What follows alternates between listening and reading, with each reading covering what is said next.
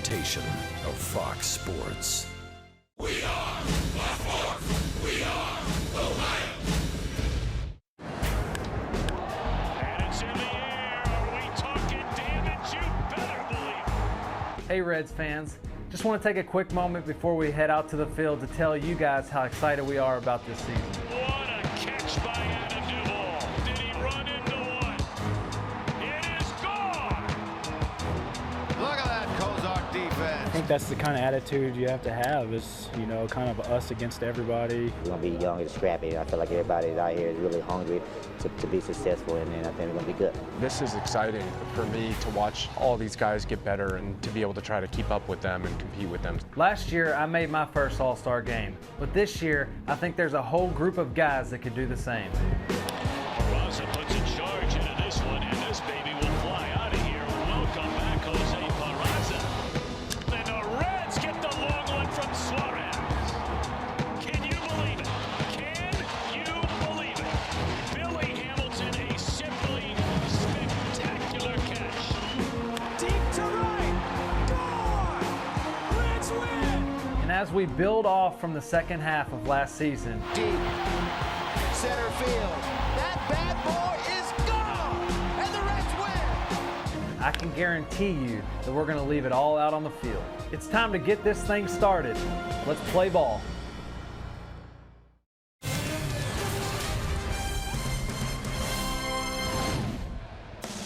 Pretty much the epicenter of opening day around Major League Baseball, right here in Cincinnati, Ohio.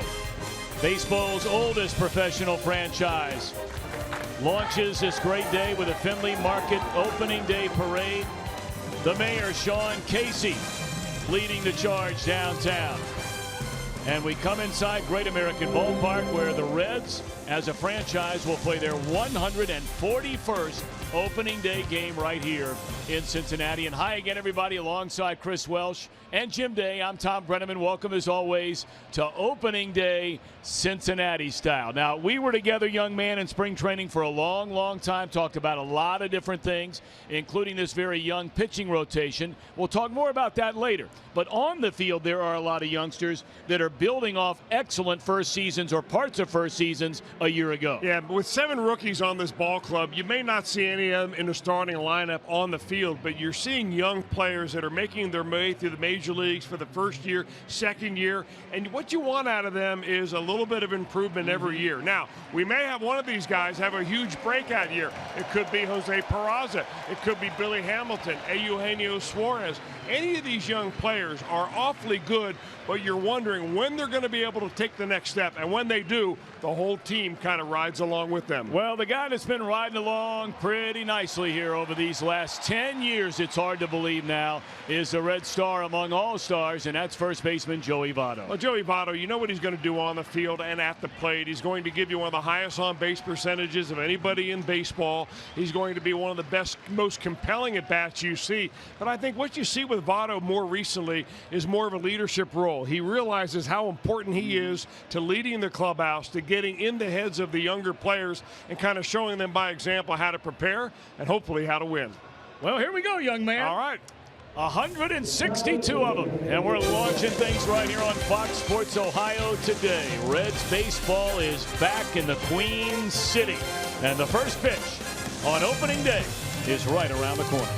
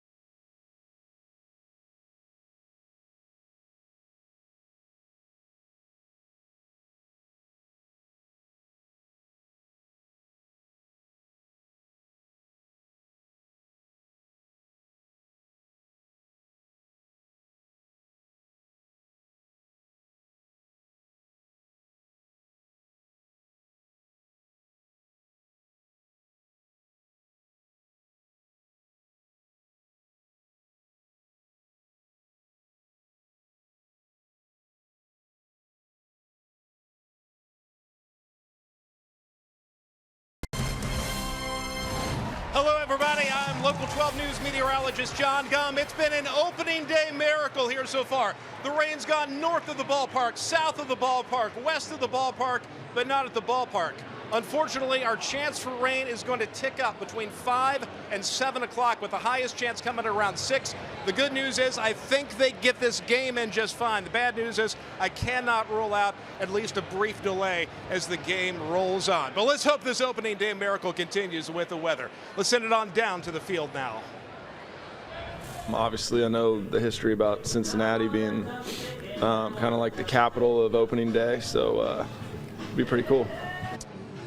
I'm Jim Day. Scott Feldman knows all about the epicenter of the baseball opening days, and that being Cincinnati, Ohio. And he knows about the pressure of pitching on opening day. He's done it twice previously in his career, albeit with other teams, but it's the first time he'll do it in a Reds uniform, and he joins a very distinct and small list of guys that have made their first start in a Cincinnati Reds uniform, and it happened to be on opening day, joining Corey Lytle, Woody Fryman, and Cactus Jack Billingham. And we are moments away from Scott Feldman throwing that first pitch.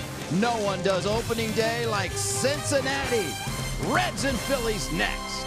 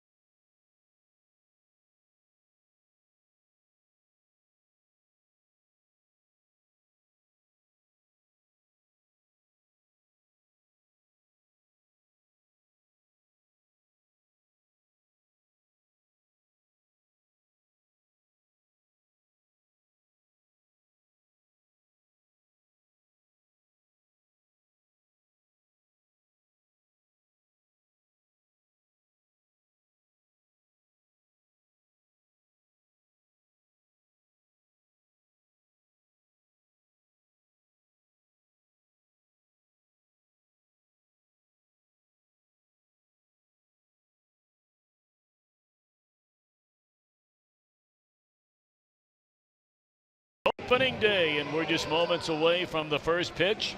An unlikely right-hander on the mound, Chris, when the Reds signed him during the offseason, presented by Mazda, and that's Scott Feldman. Well, Scott Feldman made his debut back in 2005 and is a guy that's been around quite a while. He was 23 years old then. He's been a starting pitcher, not overpowering, but a logical choice to make the opening day start given the fact that he's been around a while. Cesar Hernandez looks at strike one, says Tom Hallion, and we are underway in this 2017 Cincinnati Reds baseball season. We'll be with you every step of the way right here on Fox Sports Ohio, the exclusive home of Reds baseball. Hernandez coming off a solid year, especially over the second half. He played 155 games. Phillies went 71-91, an improvement over the year prior under Pete Mackanin in his 49th year of professional baseball, and of course a one-time interim manager in 2007 for the Cincinnati Reds.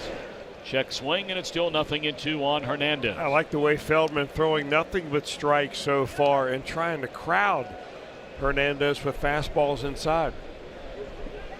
Hernandez, a .294 batter last season at an on-base percentage of up over .370. First pitch out of the strike zone from Feldman. It's the third time in his career that Feldman has been given the ball in an opening day assignment. 2014 with Houston, 6 2/3 shutout innings in a win over the New York Yankees. That one just missed. And then in 2010, while pitching for the Rangers, he started in a 5-4 opening day walk-off win against Toronto. Threw the ball very well in that start. Reds would like more of the same today. Still 2-2 on Hernandez.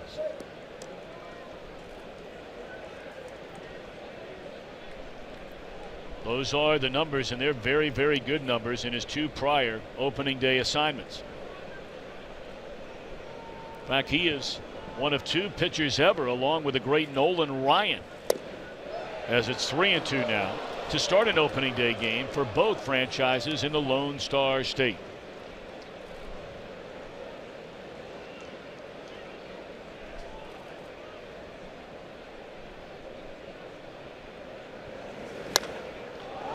In the air, well hit to deep right field, and a leadoff home run, the first batter of the season for the Phillies by Hernandez, who hit 6 all of last year. That was quite an at-bat by the Philadelphia second baseman.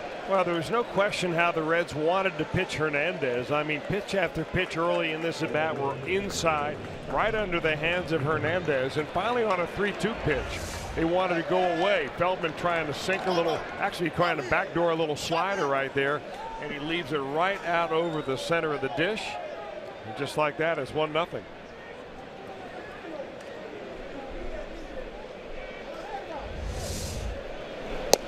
Swing and a miss by a new member of these Philadelphia Phillies. Has been around baseball a long, long time. A mainstay at second base for the Angels, Howie Kendrick. Swinging a foul ball, and just like the prior hitter, Feldman jumps in front, no balls and 2 strikes. Phillies have not had a plus 500 season since 2011. Mentioned they won 71 while losing 91 a year ago. But boy, have they overhauled this entire franchise. It's the first time on an opening day game since 2000 for the Phillies without Jimmy Rollins or Chase Utley or Ryan Howard in their lineup. In fact, they have 5 players that were in their opening day lineup last year that aren't even on the team this year. Well, they're very much like the Reds in a rebuilding process. They're not sure where this team will be this year. Pete Buchanan hopes to have them right around 500 at the beginning of August. And you may say that they're maybe a year or 2 ahead of the Reds. They did improve their record from one year to the next last year by 6 games, 6 wins, that is.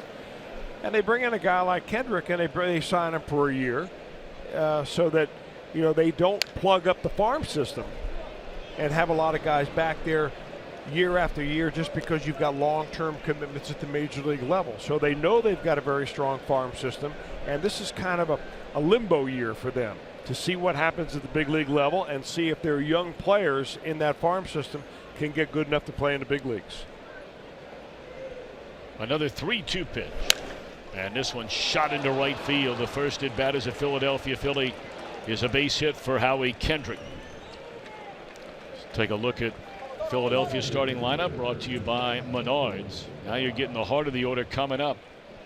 Herrera, 15 home runs a year ago. Franco, 25 a year ago. They brought in Saunders as a free agent. Tommy Joseph at first, and a latter third of Cameron Rupp. Freddie Galvis hit 20 home runs last year. That was a real surprise. And Jeremy Hellickson, for the 2nd straight year, the opening day starter against the Reds. He threw the ball brilliantly in what turned out to be a no decision a year ago. Reds rallied to win 6-2 against the Philadelphia bullpen. Odubel Herrera. Well, here's a Rule 5 draftee that really worked out. You don't see it happen very often, but Odubel Herrera he was picked up in December of 2014 as a Rule 5 player by the Phillies. They played him all in 2015, and he was quite impressive that year. But now, look at him, batting number 3 in the lineup. High bouncer, chance for a double play here. Peraza will turn it.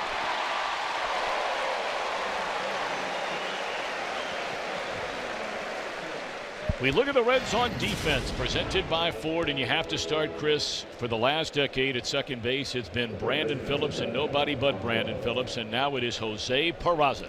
Well, Peraza's a pretty good defensive second baseman and defensive shortstop himself. He covers a lot of ground. He's got good, quick feet out there. This is a very good defense. I really believe that, especially in the outfield, there aren't a lot of holes. You've got Zach Kozart, Gold Glove caliber shortstop.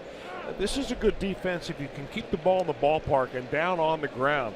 This pitching staff ought to really be benefited by the way that they can play D. Maikel Franco clubbed 25 home runs a season ago, drove in 88. Well, you watch his front foot. I mean, he's looking for something to jerk out of here to left field anyway. Taking a big step towards the bucket. Lined into left center field. That is a third hit through the first 4 batters in this inning for Philadelphia. You know, when you see a guy who's standing at the plate and you watch his stride foot, and if he begins to have that stride go towards the left side of the infield, you're looking for something to pull right there. You've got to be very careful about giving him a pitch that he can put the barrel of the bat on. That ball was absolutely smoked. Red's fortunate he didn't get the kind of angle off the bat to drive it out of here. So another player making big money that the Philadelphia Phillies brought in this year, and that's Michael Saunders. He was an all-star a season ago with Toronto, had a monster first half of the season, and I mean the wheels fell completely off in the second half of the year. But for the first time in his injury play career, he played in 140 games, hit .253, 24 home runs, only drove in 57.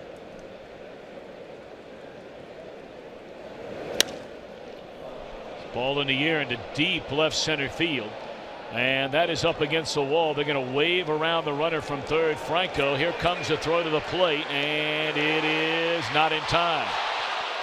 RBI double by Saunders, and the Phillies have 4 hits here in the opening inning in a 2-0 lead. Right now they're just seeing the ball very well off Scott Feldman. He's not fooling him. He's not using his changeup to getting him off the fastball, and they're looking early in the count at pitches out over the plate, and he's just getting that ball up around about just below thigh high.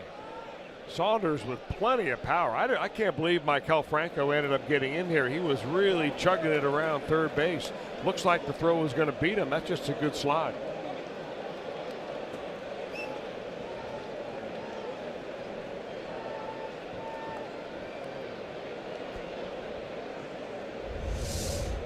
Run scoring double for Saunders in his first at bat as a Philly, and now the first baseman Tommy Joseph. Young fellow with tremendous power. Played in fractionally over 100 games last year and still clubbed 21 home runs in a little more than 300 at bats.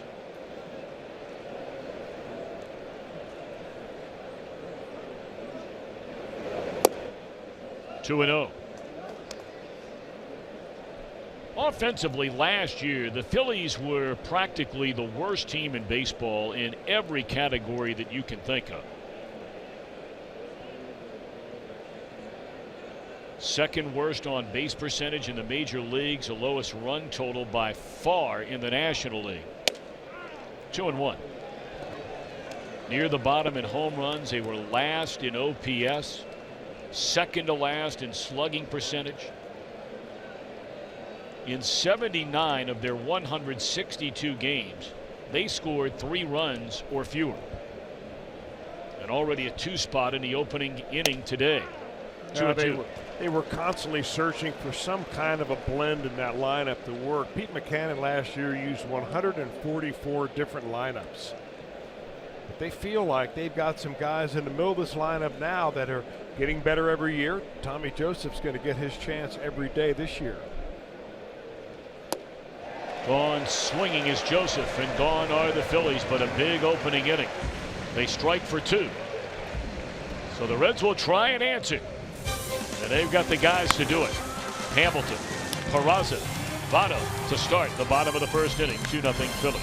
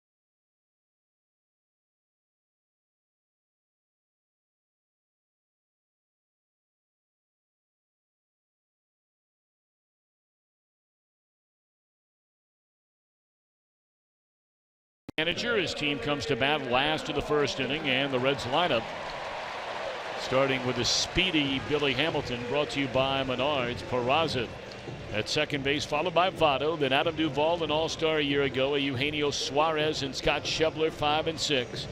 A latter third of Zach Kozar, Tucker Barnhart, and Feldman. Second straight year an opening day assignment for the Phillies against the Reds, and that's Jeremy Hellickson, his Mazda numbers. At 29 years old, he's the main guy in this rotation. There's no question about it. What you're going to see out of Hellickson is a manageable fastball, but an outstanding curveball and even a better changeup. And he's not afraid to use those at any count. He'll back up his changeup one after another. So the Reds are going to have to be more in tune with his timing rather than his location. Billy puts a charge into one down the line, but bending foul. Hamilton played in 117 games a year ago. First week of September, had to shut it down due to an oblique injury, and what a second half he had. Batted .293 with an on-base percentage of almost .370. But this one a two-hopper to the second baseman, 1 out. Phillies defensively presented by Ford. Kendrick, the second baseman most of his career, but a jack of all trades. The last 2 years as a utility man with the Dodgers. They brought in Saunders as a free agent. Excellent up the middle in Galvis and Hernandez. You know, we talked about the Phillies going back to 2000 not having either Howard or Utley or Rollins in an opening day lineup. Today's the first time since 2008 where the trio of Votto, Phillips, and Bruce were not all in the lineup. Well, if you're going to be all in on rebuilding, you can't do it around everybody. And I think the Phillies have figured that out. I mean, when they're great players, and you mentioned those great years that they had really ending in 2011. When you continue to hang on those older players and they become non-productive, especially as a group, you're thwarting everybody else in that farm system. And I think the Reds now, by trading Brandon Phillips on top of trading Frazier and Jay Bruce and so on, are all in. Now, you have to have somebody be the cornerstone, and that's where Joey Votto fits in. But I think any fan anywhere who follows this ball club, the Reds that is, would much rather see, you know, a team full of young players. Let's see what they got kind of an attitude rather than let's hang on to them one more year and see if it works.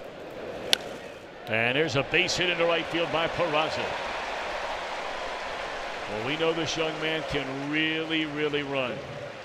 And that's what the Reds, Chris, are counting on with this duo at the top in Billy and Peraza. You know, if you see Jose Peraza in a short segment, you know, just a short sample size. Say you watch him play for about a week, you're going to say, hey, this guy gets a lot of bloop hits. I don't. Maybe he's not going to be that lucky all that often, but he hits that same pitch in that spot so often, you're almost wondering if he's trying to do it. He gets a lot of little bloopers into right field. He puts a bat on the ball. He does put the idea of the running game into the head of the defense. And Hellickson is not exactly a great pitcher as far as holding runners.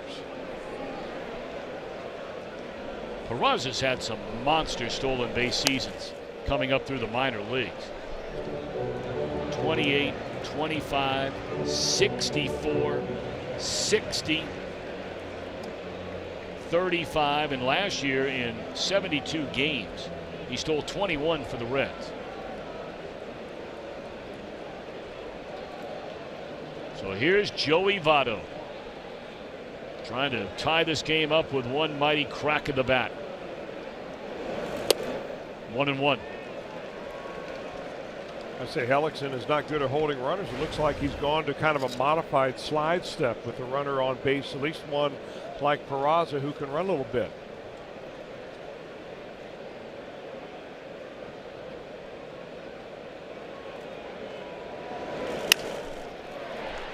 Got in on Votto, and this will be a double play to end the inning. So we played one on opening day. Phillies 2, Reds nothing.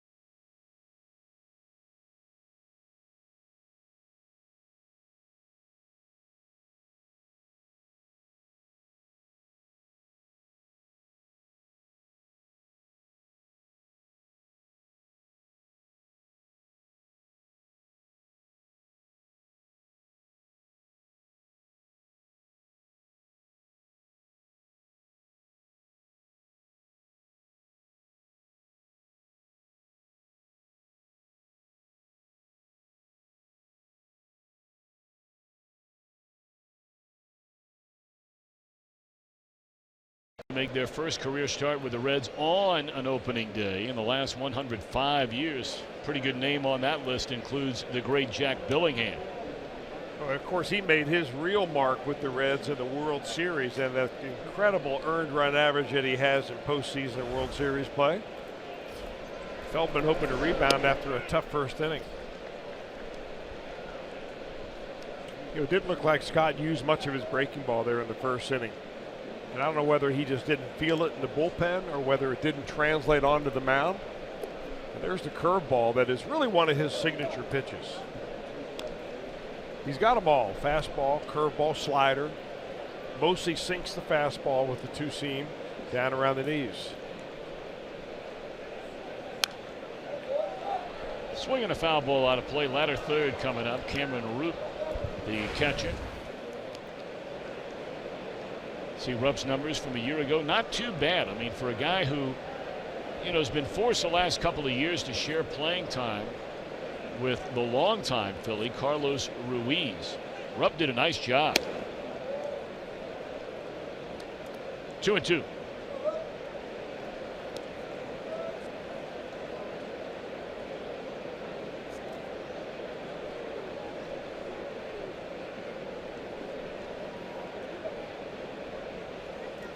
Breaking ball swung on and missed. That's that curveball you were talking about, Chris, and a good one. Well, that was the scouting report on Rupp, is that he's much worse against right-handed pitching because of that breaking ball than he is against left-handers. And he just started away.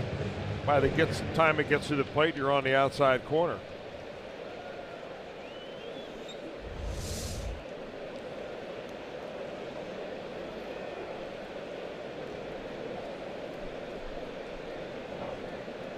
So now Freddie Galvis. The Phillies have a number of players in this lineup. They're all very young, so it's natural they would, not wear down over the course of a long baseball season. I mean, you look up and down this lineup. Hernandez played 155 games. That ball blasted into right, and Galvis has picked up where he left off last year. Out of nowhere, hit 20 home runs.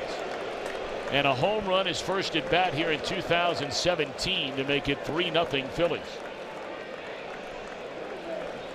He came within 3 stolen bases of being a 2020 player last year, and he's holding down the fort. Galvis is really one of the best prospects in all of baseball, but he's trying to make a mark of his own.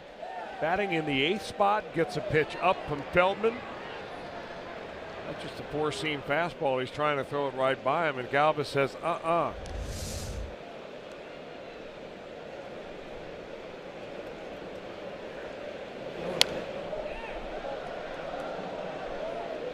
So the Phillies get a pair in the opening inning. The home run by Galvis here in the second. And it's a 3-0 ball game.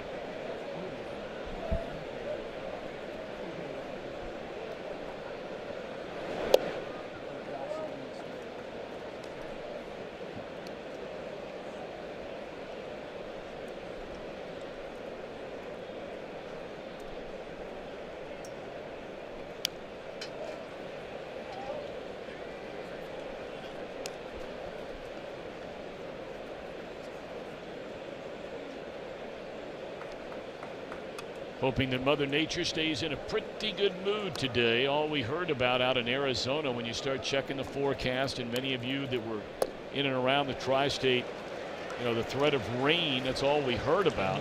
Guaranteed to rain, that kind of thing. But so far, so good. Great day for the Findlay Market Parade. You can follow Reds baseball with the MLB.com at Bat mobile app. Stay connected to the game's best players all season long with game day, live game, video highlights, stats, news, and more. Download MLB.com at Bat today. Back to the top of the order.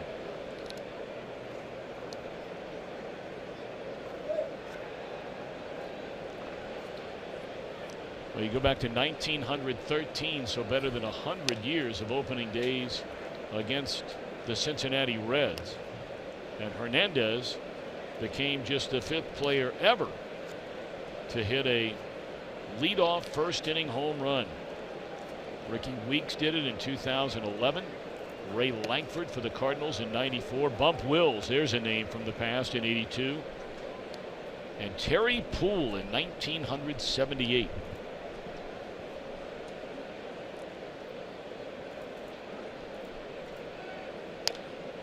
Slow breaking ball had Hernandez way out in front. 2-2. Completely different approach in this at bat for Feldman versus Hernandez. First time up, it was fastball, fastball, fastball, and then left a cutter outside that Hernandez hit for a home run. This time you see a lot of breaking balls.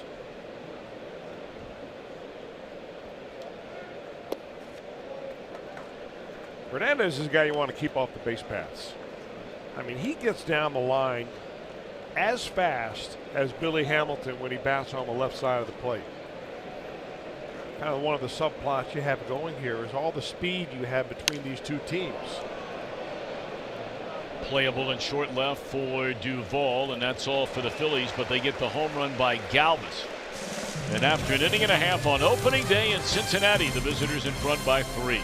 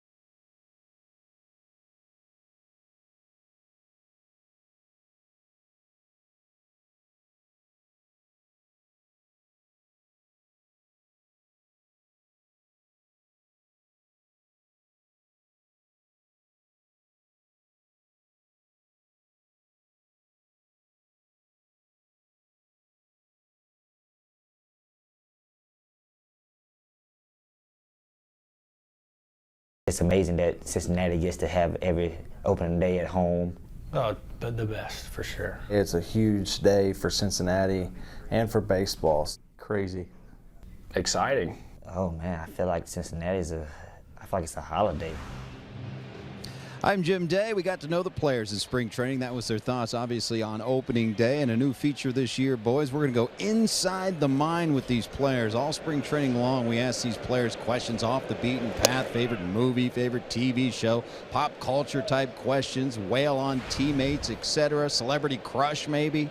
We'll run the gamut with these players, and we'll be running that throughout the season, so we'll have a little bit of fun. We'll look forward to that. Do we get to turn some of those questions around on you, Jim Day? I'm sure you will, Tom. Good. I will be expecting it.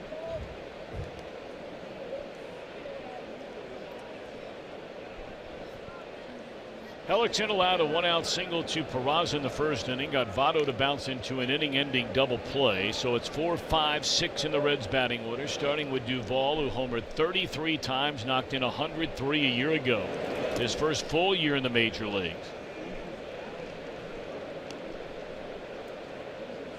Of course, Adam grew up in Louisville, Kentucky, and came over in the Mike Leake trade from the Giants 2 years ago.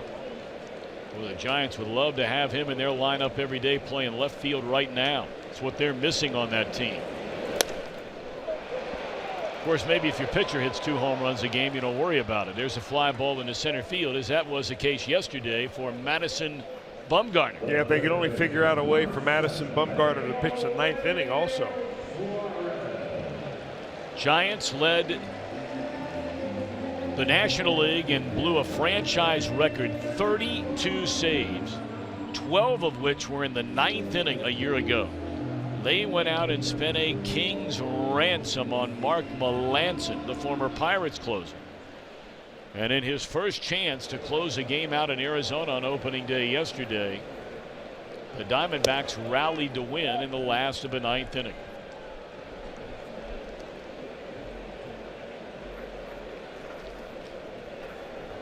Eugenio Suarez played in all but 3 games last season, hit 21 home runs, drove in 70. Big shift against him, and that's a second baseman. Hernandez, strong arm, throws him out for out number 2. I think you're going to see more and more defensive shifts like that in baseball for right-handers and left-handers. Really, up until this point, most of the shifts that you see are against big, burly left-handed hitters, Jay Bruce type hitters. But now, with so many metrics that are available and analysis that are being done by teams and where players hit certain pitches, you're going to see right-handers being shifted on nearly as much as left-handers. The next step is for those hitters to figure out how to hit the ball the other way. Scott Schebler, left-handed batter, played very well down the stretch after the trade of Jay Bruce last season. Wound up playing in 82 games, starting a little more than 2/3 of that number. And a ground ball, and that's a quick 1-2-3 inning for Hellickson.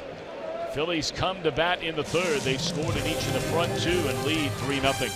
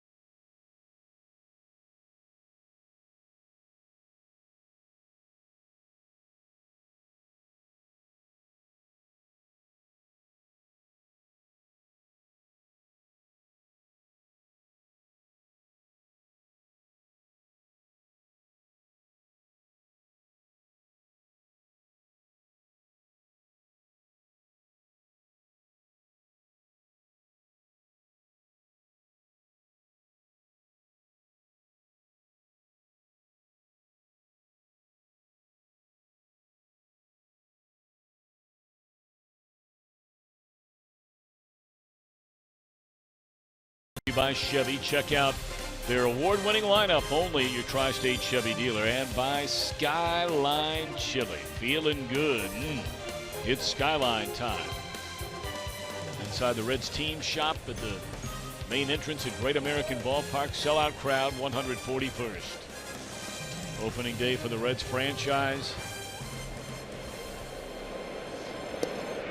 Such a great celebration, a rite of spring here in the greater Cincinnati area, this entire region of the country, and our great city of Cincinnati. Opening day. Phillies a 3-0 lead. Unfortunately, Chris, your kids are just about all grown except for Grace at home. And, my guys now, it gets to a point where, when you're really young, you can still come to the ball game. They start getting to a certain age if they got a lot going on. So like our daughter Ella and our son Luke, one's got a lacrosse game, another one's got a basketball game. They're not here. So they're dialed in for about the first inning or two, and then it's madness. Well, I think their coaches ought to set their priorities. There's no question. I was saying that to Luke this morning. I'm like, they should just not have any kids' sporting events on opening day. That goes for school. Here to that. On that day, today you should be homeschooled. There's no doubt about it. That one right back through the middle. I'm not sure if Feldman may have gotten a piece of that ball. But it's a 2-for-2 start as a Philly for Howie Kendrick. Now, that's not a bad curveball. He did get a piece of it. You see right there, your instinct is to reach your meat hand out there and just try to knock it down and maybe grab it, but the ball had too much spin on it. It goes into the outfield.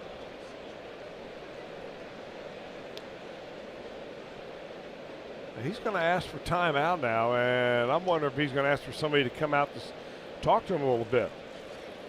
It could be that he just wants to have a few minutes to get some of the tingles out of his fingers. That's what happens, but he wants to throw a few extra pitches. Feldman does, and they're going to send Steve Bauman out there to talk to him along with Brian Price.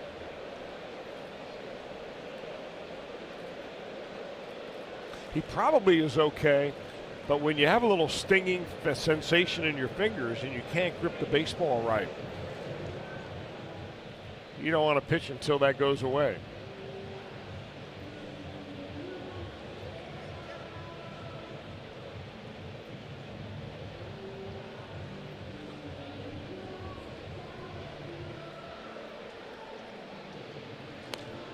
Well, that one nowhere near the strike zone. Not that that means anything, but we'll see these next couple. That one a little better.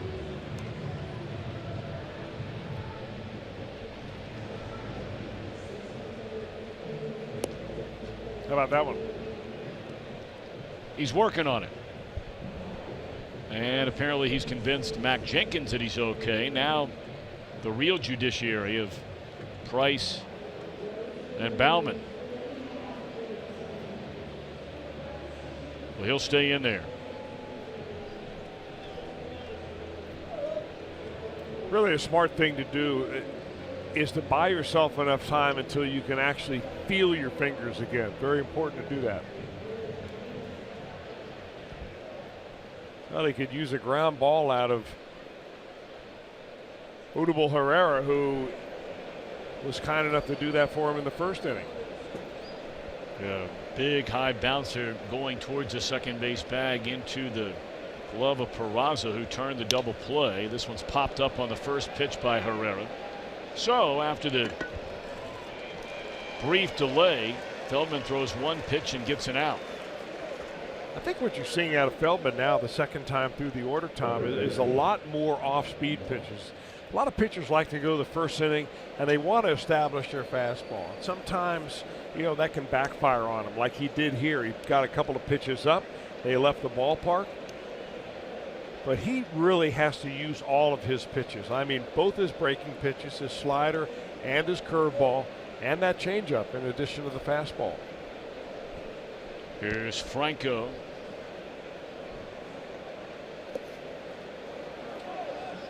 Blocked very nicely there by Barnhart, preventing Kendrick. Kendrick's starting to get up there in age a little bit at 33 years old, so he didn't take off immediately.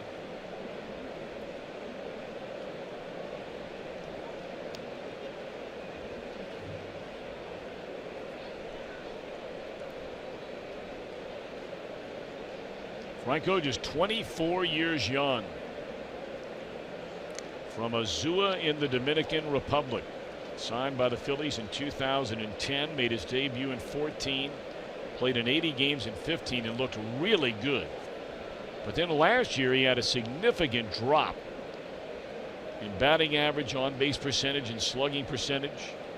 We mentioned he did hit 25 home runs and knocked in 88, so there's a lot to like for a guy who's 23 years old. He's got a lot of power, and they're going to ride on that because he is still such a young player. But watch his hands as he sets up. The key for him, you can wave your hands all you want, but you've got to get him back in a hitting position in time to get on the pitch. Runner goes, slow breaking ball, and he's way out in front. It's a big swing right there too.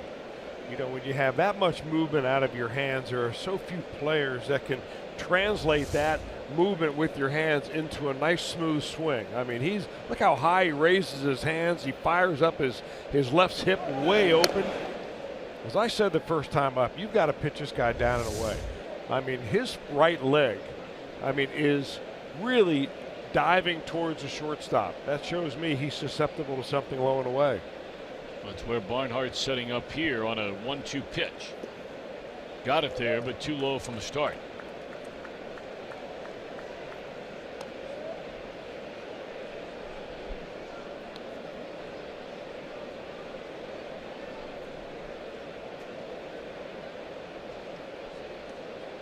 If you watch his foot as he begins to get ready to go, you're going to see that move towards the shortstop a little bit.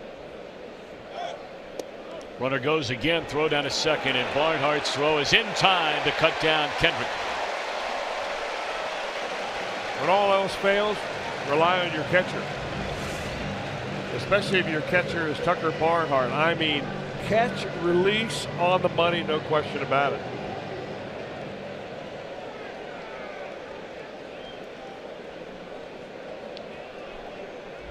So the bases are empty, 2 are out.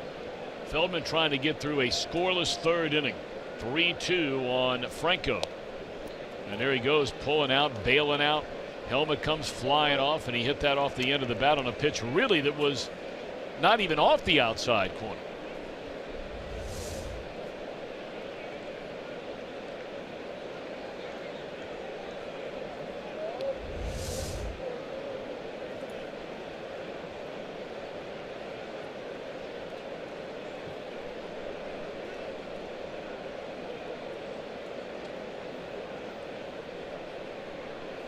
The 3-2 once more. And once more it's fouled out of play on another breaking ball. I got to look at Franco, and if you make the pitches on him, you'll get him out. But if you make a mistake, he'll launch it a long way. And there are a lot of young hitters. I mean, it may be a couple of years until he figures it out. Start taking the pitches the other way. And they're not in a hurry with Philadelphia to kind of rush him into that. I mean, they think enough of his athletic ability and his hitting power to stick him in the middle of that lineup. Came with a fastball on a 3-2 pitch, and it misses, so the inning continues. First walk given up by Feldman. Our true green home turf. Field dimensions of Great American Ballpark.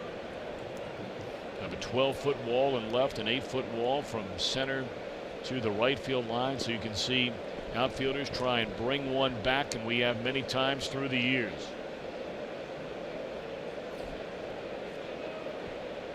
We have done such a spectacular job, the Reds franchise, with this ballpark. Every year pouring millions of dollars into it.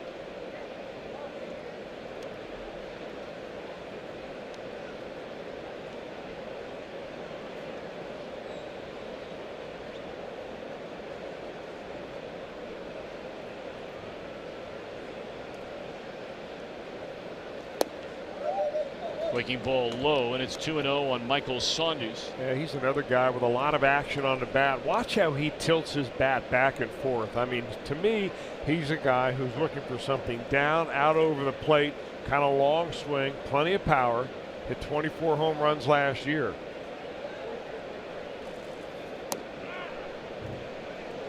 I mean, just he's hunting the fastball, and he's trying to hit this ball a long way.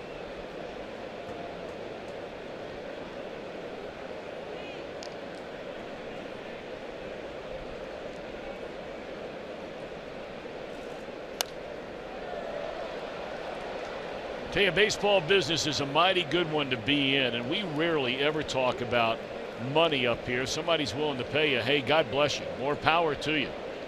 But Saunders is a guy who has never been healthy in his entire major league career until last year. We mentioned the first time he played in more than 138 games. He had a good year. He had a brutal second half. I mean, just awful. And got an enormous pay raise in the contract he signed with these Phillies. Well, you're right, Tom. I mean, in 2015, he played in 9 games overall. That was for the Seattle Mariners, and he blew out his knee. It ruined his entire season. Came back with, I guess, somewhat of a vengeance last year when he played in 140 games, and he had a really good season overall. 24 home runs. That was for the Blue Jays as well.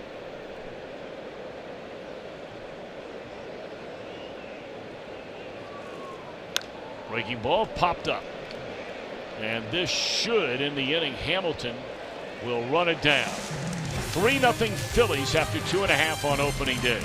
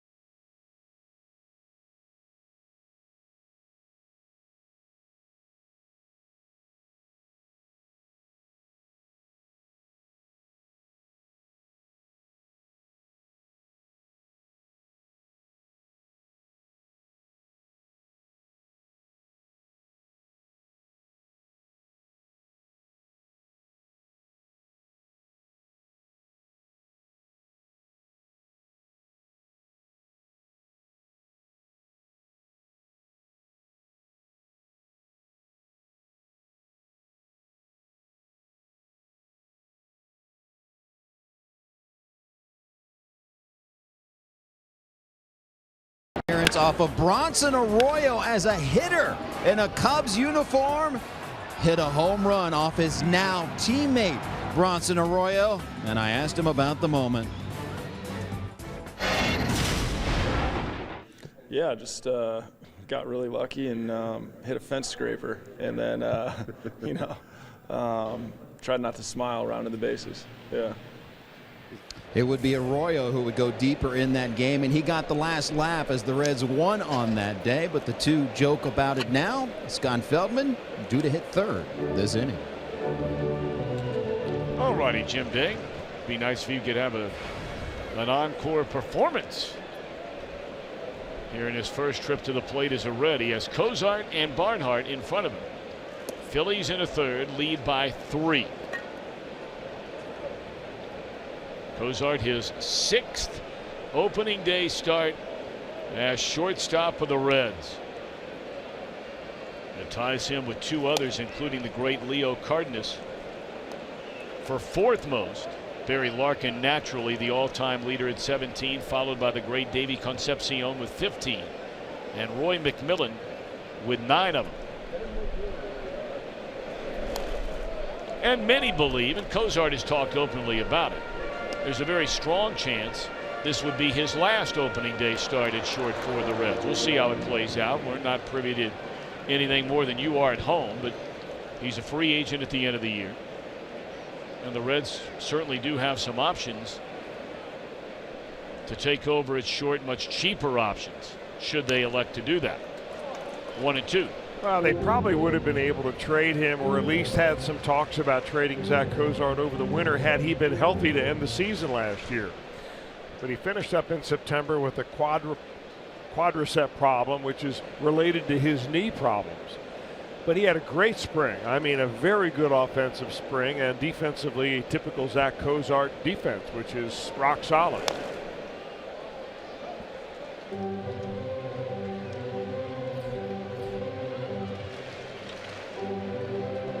He's had two very unfortunate injuries in his career that have really kept him from being an exceptional major league player. I mean, he's a good player,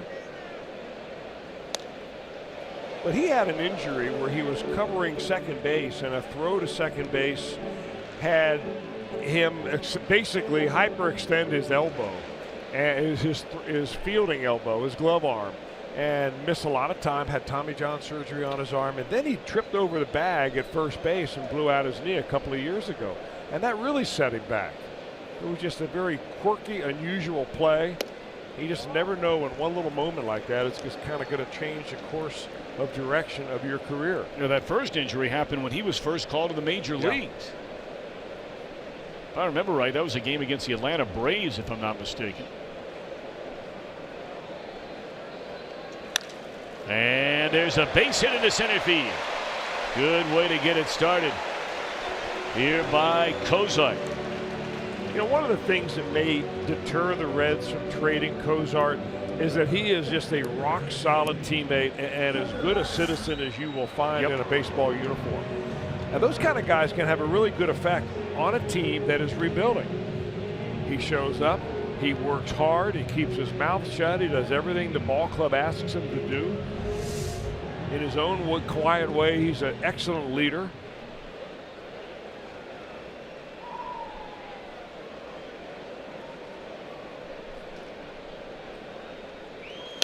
Now Barnard shoots one into left field. So you figure the Feldman's not going to get a chance to swing the bat here. He'll be asked to put down a sacrifice. With the first two aboard, and the Reds have something cooking, down by 3 here in the third. I was watching the Reds take batting practice today, and the first 6 balls that Tucker Barnhart hit in batting practice, no matter where they were pitched, were hit in all the same direction. And it was an identical shot to that base hit that he just had. One after another. Well, that's the kind of swing you want to patent. Now Feldman has spent most of his career in the American League, including after Houston was moved from the National League to the American League. Throw that goes into short center. Cozart wisely is going to stay put. Now you say that about Feldman, Tom, you're thinking, all right, well, he doesn't have much experience bunting in game situations. But I can tell you, nowadays every major league team coaches their pitchers, I mean, for hours and hours a week, learning how to lay the bunt down. The only thing that you don't really learn how to do is to manage the strike zone, because you're bunting off of pitching machines that are throwing the ball right down the middle one after another. He's got to make sure he does not bunt after something that's out of the zone. Make Hellickson throw it over. He's not had a sacrifice since 2013. And there's a breaking ball and there's a strike, and it's quickly 0-2 to Feldman. One thing he ought to keep in mind, though, is that Tommy Joseph, the first baseman, I mean, he is charging and charging hard. He's only about 15 feet in front of home plate by the time that ball got to the plate. Feldman has a total in his career of 5 sacrifices, but 3 of the 5 came in 2009 with the Rangers.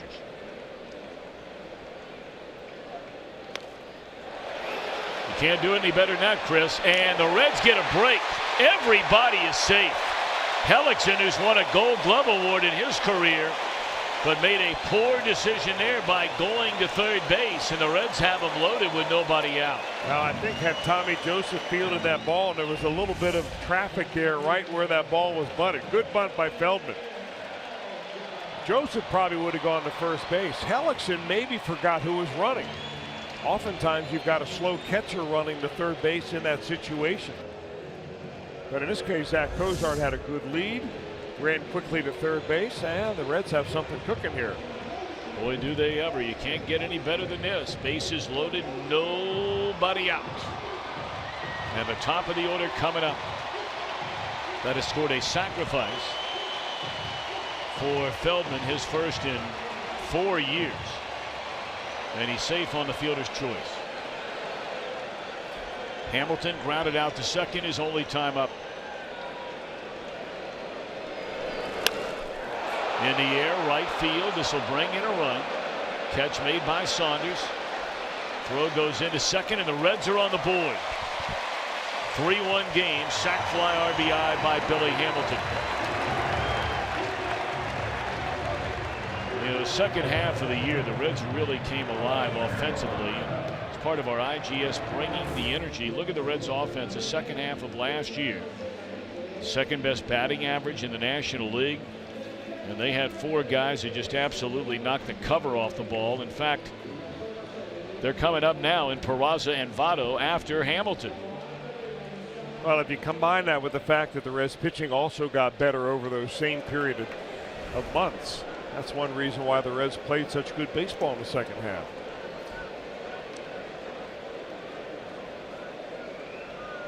So not much speed out there on the bases. You have Barnhart at second and the pitcher Feldman on at first. And here's Peraza, who's singled to right his first time up. It's low, ball 1.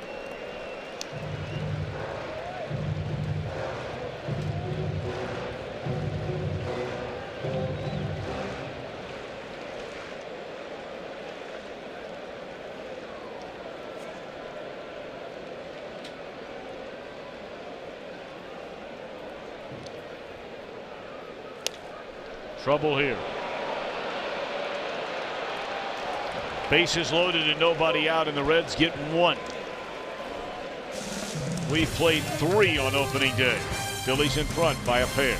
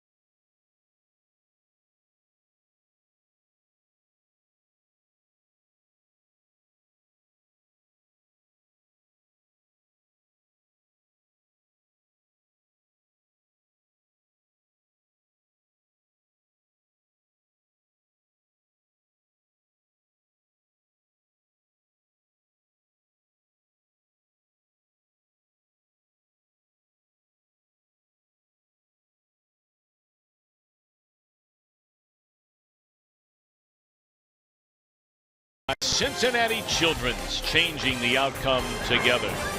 And by your local Ford dealer, Ford. Go further. What an incredible scene as it is every single year on opening day, the Findlay Market Parade. Saw the folks from SCPA there, the School for the Creative and Performing Arts, and some of the youngsters lucky enough to come on down. And by the way, kids, now don't miss a kids opening day presented by Frisch's Big Boys, Saturday, April the 15th. If you come early, you can see the Reds walk the red carpet during the pregame block party. This is going to be a huge deal. Starts at 9 a.m. Kids 14 and younger receive a kids opening day cap. For tickets, 5133 REDS. So that is Saturday, April the 15th. That is Easter weekend, so we're doing Kids Opening Day on a Saturday, not on Easter Sunday.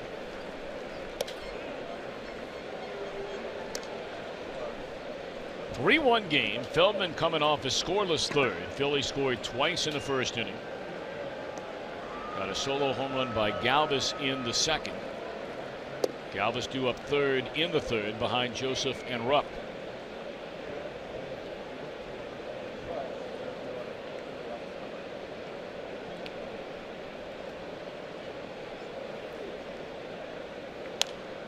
Swung on and fouled out of play.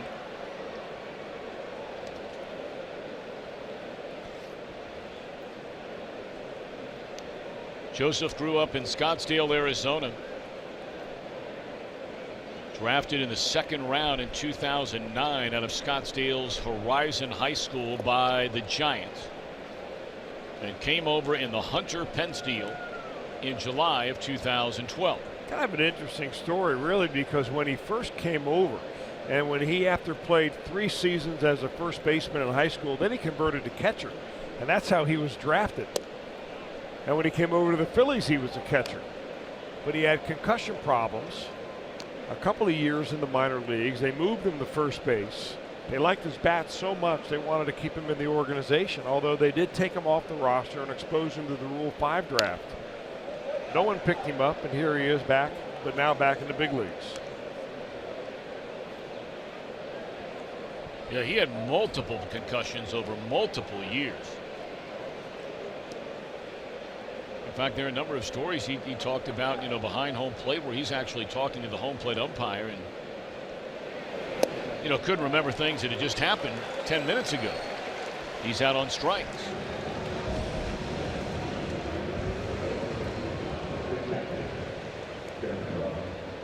Now that's 4 of them for Scott Feldman. It looks like now he's beginning to feel a little better on the mound, keeping the ball down. Every time he's been hurt today, he's getting that ball up above the knees. And for Feldman, keeping the ball down means at the hollow of the knees, not 4 inches above the knees. Very small margin of error. We did a tech talk with Scott. We ran it today before our game. And we thank Cincinnati Bell for coming back and being a sponsor of that for us again. But he talked about keeping the ball down, how important it is. For him, he has to be down right at the knee level.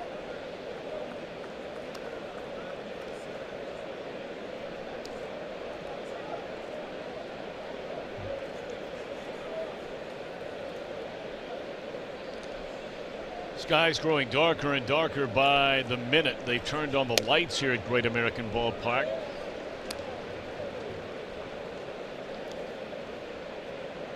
"11 minutes after 5 o'clock, and after we, of course, sprung forward for daylight savings time a few weeks back. I mean, it's not getting dark normally this time of night. We had a beautiful day here yesterday if you don't live in the area. Just gorgeous. And it was light out until well after 8:15.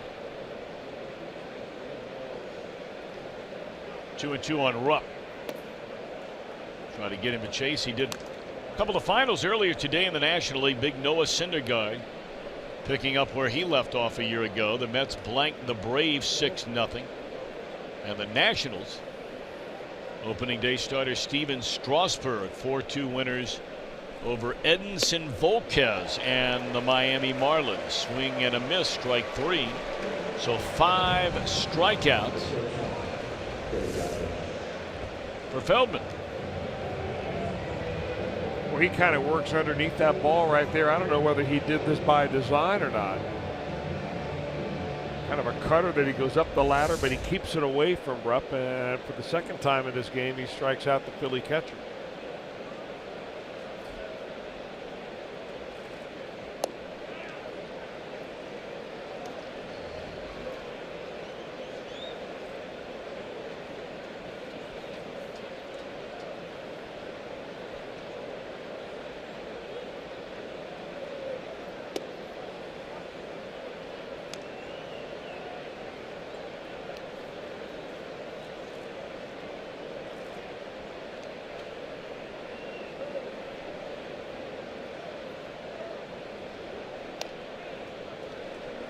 2 down in the inning.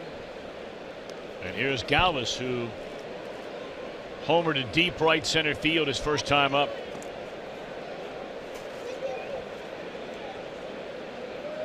Very light rain begins to fall. A lot of the ponchos opening up in and around the ballpark. Popped up left side, and Feldman has his first perfect inning. His last couple of innings, he's been pretty good. Part of the order coming up. Reds are down 3-1 in the 4th.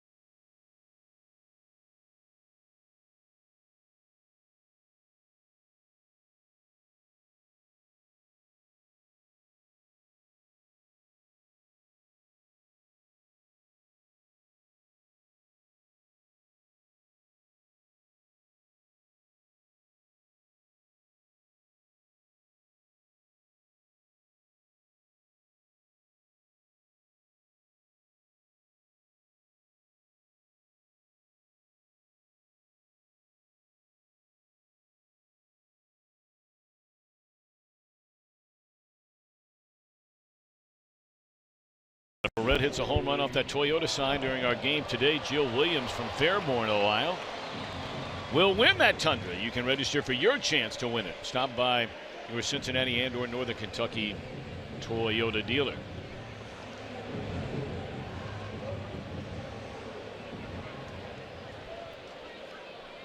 All right, Votto to start things here in the Reds' 4th inning. Phillies with 2 in the 1st, 1 in the 2nd. Reds got a run in the 3rd.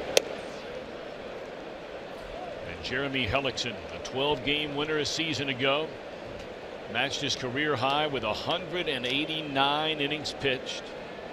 Originally signed with Tampa Bay, was an American League Rookie of the Year, then dealt with some injury problems and some ineffectiveness. Wound up being traded to Arizona, and then came over prior to last year from the Diamondbacks to the Phillies. And had a rock-solid, healthy season. Votto pops it up, and it appears to be playable. 1 out. Votto 0 for 2 here on opening day.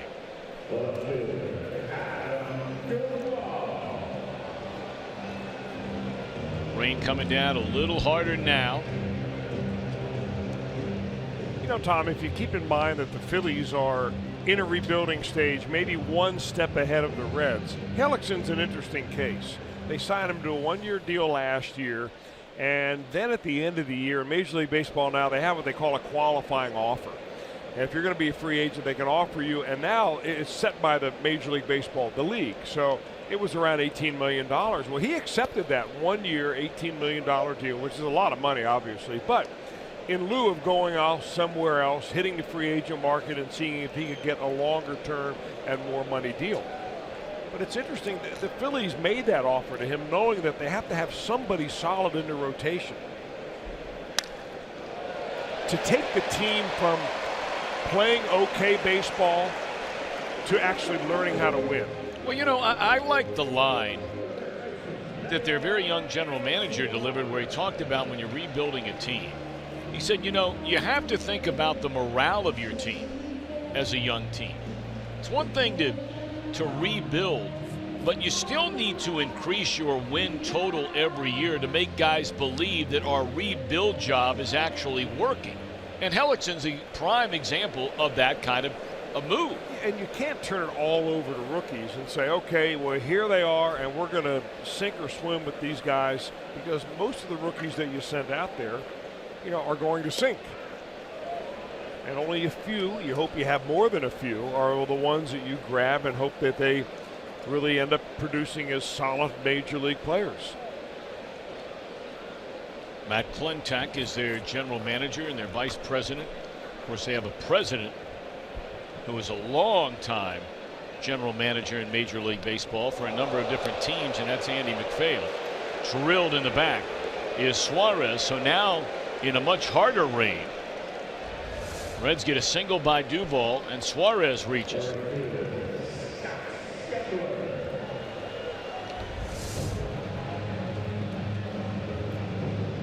Now here's a spot right here for Scott Schebler coming to the plate. You give up a solid base hit to Duvall. You hit Suarez on a pitch that slipped out of your hand. Schebler should be looking fastball, and early in the count out over the plate. The problem is Hellickson throws that changeup so effectively that he can get you way out in front, and it is very effective against left-handed hitters. All right, Schebler saw one pitch his first time up.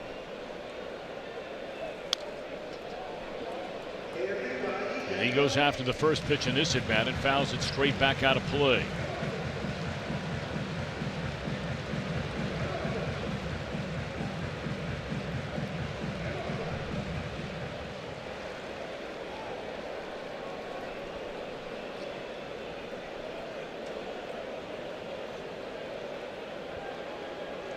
Schebler, 26 years old, grew up in Cedar Rapids, Iowa.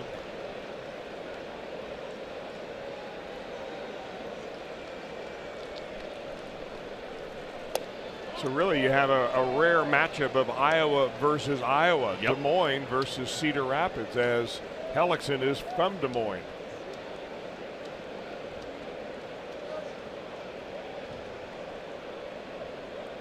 Schebler on the opening day roster a year ago was sharing time with Duvall, who simply outplayed him, and wound up after a month back down in Louisville. Breaking ball up and away, but he didn't hang his head when he went down there. He played great baseball. And that's his reputation, really. I mean, he's a grinding sort of player.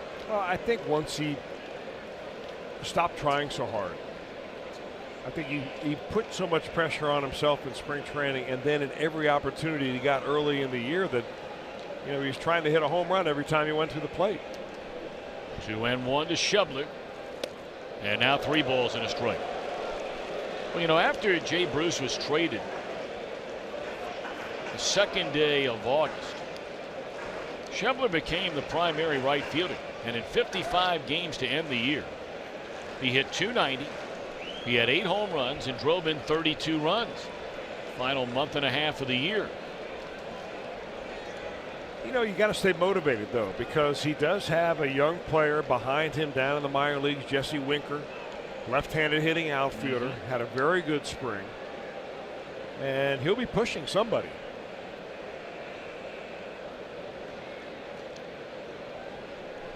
Big pitch right here for Schebler and the Reds. 2 on, 1 out, 3-1 the count. And that's ball 4. Didn't miss by much, and they are loaded for Cozart, who singled his first time up. You know, you don't usually say what a great at bat on a guy that walks on a 3-1 pitch, but Schebler could have gone up there so anxious and chased some of those marginal pitches and gotten himself out, maybe even hit into a double play to get out of the inning. So it was a good job of kind of staying restrained. All right, it's the second inning in a row. The Reds have loaded the bases. They loaded them up with nobody out, with the top of the order coming up in the third. Hamilton had a sac fly for what would be the only run of the inning. Now they're loaded with 1 out for Cozart, who has never hit a grand slam in his lengthy career. Reds would be happy with a 2-run single right here and right now. Batting in the bottom of the 4th inning, down 2. Ball 1.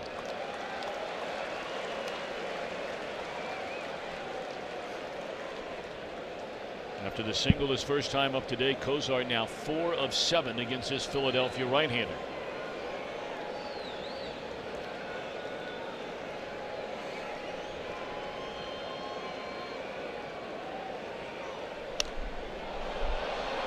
in the air down a third base line. Catch made. They're going to hold the runner. So Cozart, a pop-up in the short left. They're still loaded, but now 2 outs, and Barnhart coming up. Well, not very deep at all, and Howie Kendrick's not known for a great arm right there, but they're still not going to give it a shot. It was just too shallow. Boy, that was just a terrific pitch that Hellickson threw Cozart right there. A changeup. I mean, he gets more outs out of his changeup, I think, than any other pitcher this side of maybe Kyle Hendricks.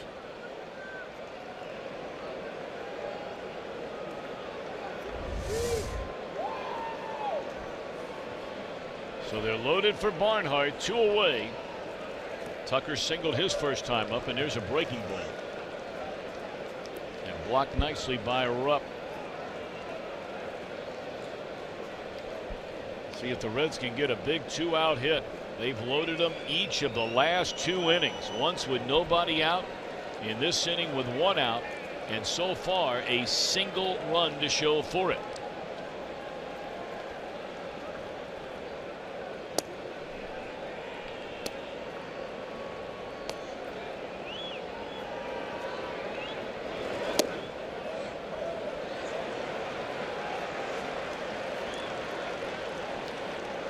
A 1-out single by Duvall, went to second when Suarez was hit by a pitch.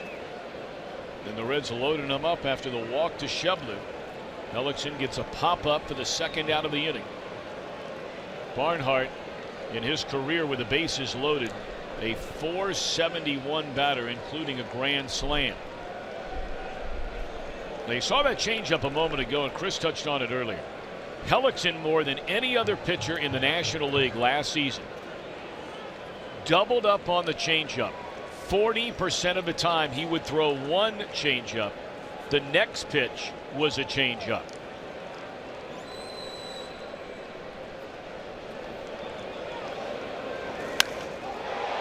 And a drive into left center field, hit very well, but Kendrick will get there, and in the rain the inning is over. Reds leave them loaded and trail 3-1.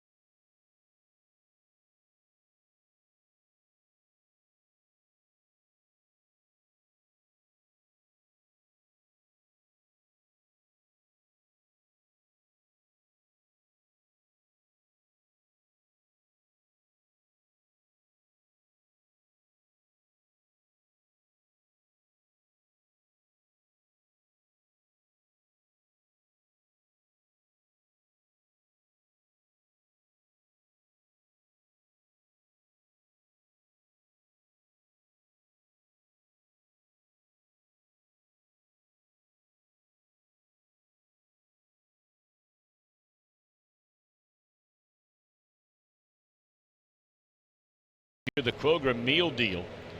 Just check out concession stands around the ballpark for the Kroger meal deal.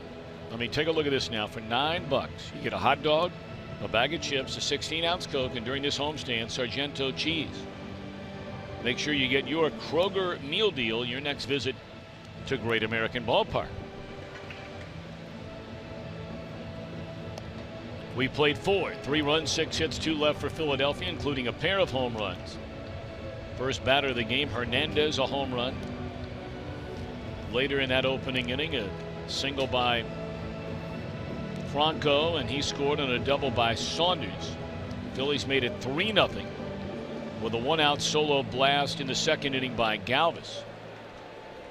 Reds got a run back in the third on a sac fly from Billy Hamilton. And here we are in the top of the 5th inning.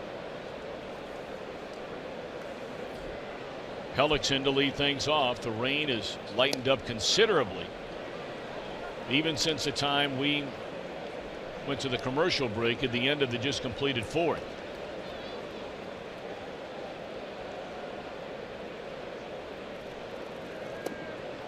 You know, back-to-back innings where the Reds had really great chances to put some runs on the board.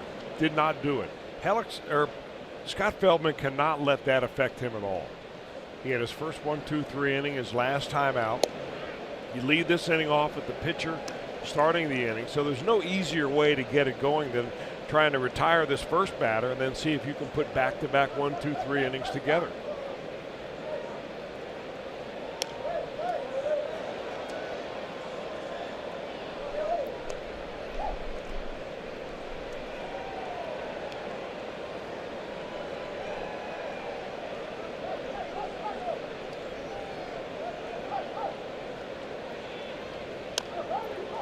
Slow roller, going to be a tough play for Suarez. He bare hands, got it. Good play by the Reds third baseman.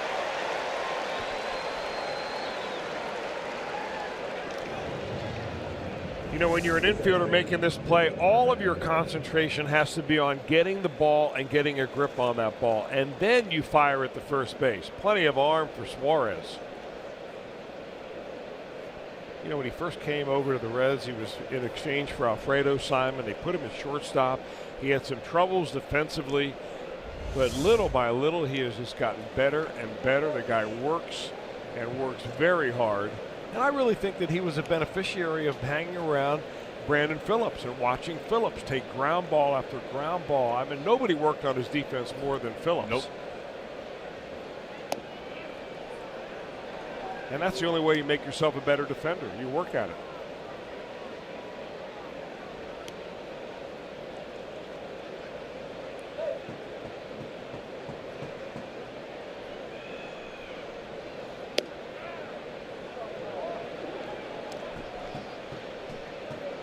Take a look at that, Chris.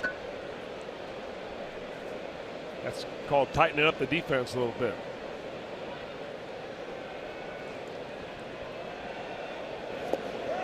Check swing. It looked like he went, and he did. It's strike 3 to Cesar Hernandez. So he's been retired twice in a row since leading off the game with a home run. And don't look now. Feldman's starting to put things together quite nicely. Little overhand curveball right there. Look at the bottom drop out of that pitch.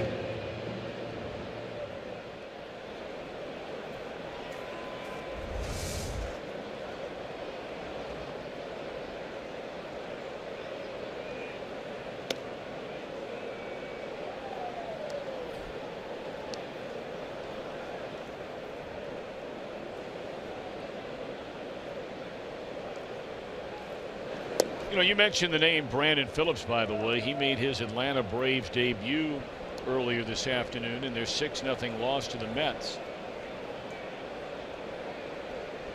And Brandon 1 for 4. You know, when you're talking about Brandon Phillips, reading what he did at the plate in the box score probably only tells about 1/10 of the story. You're right. Because you never know. That's you right. Turn the TV on, he's going to be on a highlight film. Well, I'll tell you, that was quite a pitcher's duel. Tehran against Syndergaard today. It was scoreless until the 7th inning. And the Mets scored 6 times in the 7th inning. So, you know, you look up at that score and you think, 6-0, that's a blowout. Nothing ball game until the bottom of the 7th inning.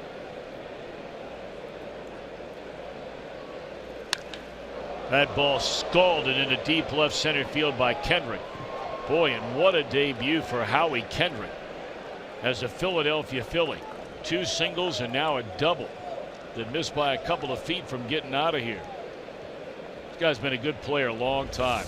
It's a good swing right here. I mean, look at his head right on it. He steps in towards the plate, straight stride.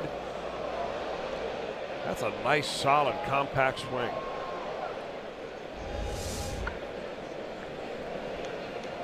Kendrick played a little bit of everywhere the last 2 years with the Dodgers.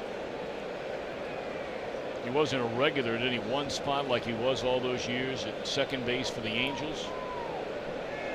But still not bad numbers. He had 8 home runs, knocked in 40, and 26 doubles.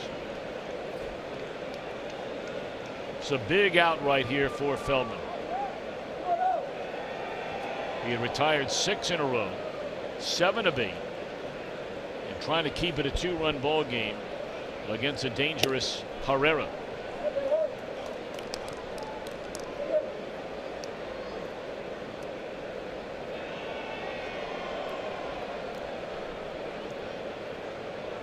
Herrera, one of 3 Venezuelan players in the starting 8 of the Philadelphia Phillies, and probably that's true for a long time to come. Chris told you earlier, Rule 5 draft in 14, turned National League All-Star in 16, and was rewarded with a 5-year contract during the offseason.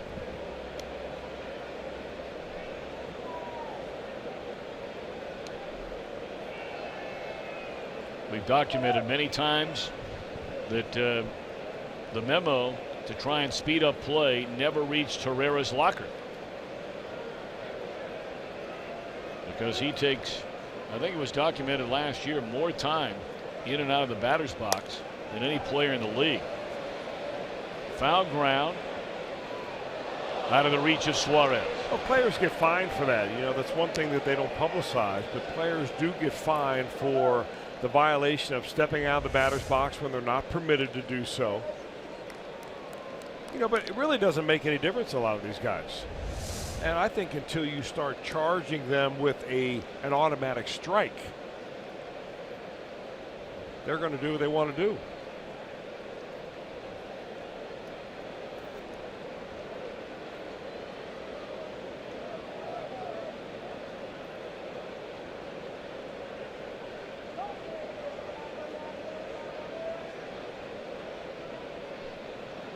Two-1 to Herrera, and that's in the dirt again, and again blocked nicely by Barnhart. It's gone to 3 balls and a strike.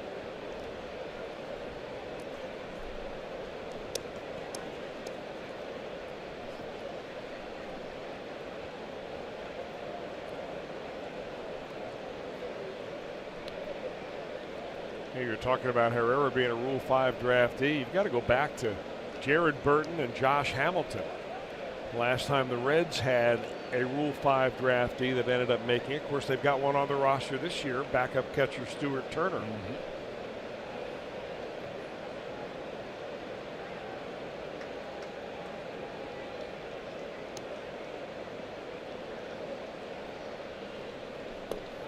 And there's ball 4 to Herrera. Will keep the inning alive for Franco. If you don't remember what a Rule 5 draft is, at the end of every season, a team is allowed to protect 40 players on their big league roster. And those players that are taken off the roster or don't make that 40-man are eligible to go through a draft in December at the end of the baseball meetings in the winter, and another team can pick them up. So it'll cost you $50,000 to do so, and you got to stay on the roster the entire year. And the Reds have Stuart Turner, catcher, in that situation. Well, that's all for Feldman on this opening day, and now set to make his major league debut. Looks so good in spring training. Our Skyline Chili call to the bullpen summons right-hander Barrett Aston with 2 on, 2 out in the Philadelphia 5th. Back in a moment.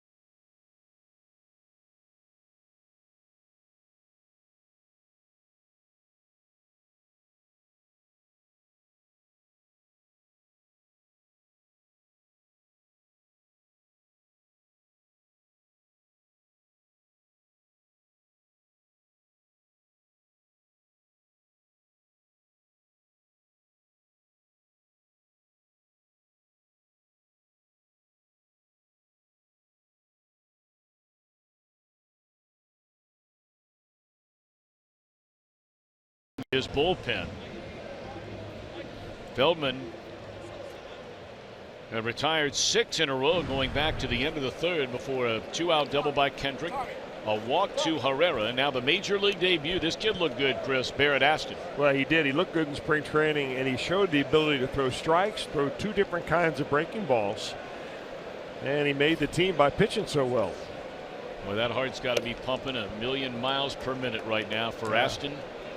Yeah, he's from Forest City, Arkansas. I guarantee you that he's got his family up here. Originally came through the Brewers system. He was drafted in 2013. Traded over here for Jonathan Broxton.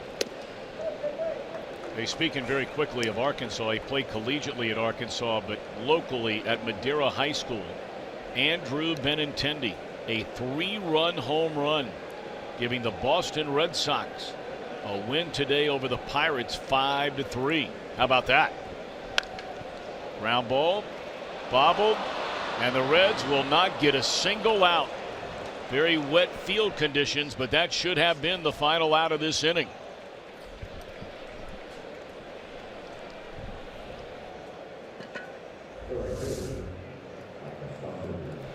Now, you know, the wet ball, yes, but this is something you're just not used to seeing with Zach Cozart. So now you got to wonder if Barrett Aston can call on himself a little bit more to pick up Cozart and the Reds. They need an out right here.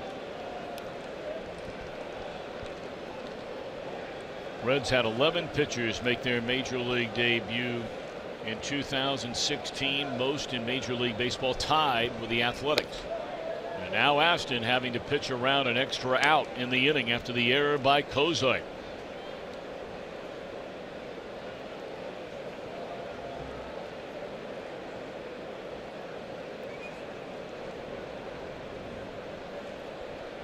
Michael Saunders has knocked in a run with a double and popped up to short center. And it's 2-0.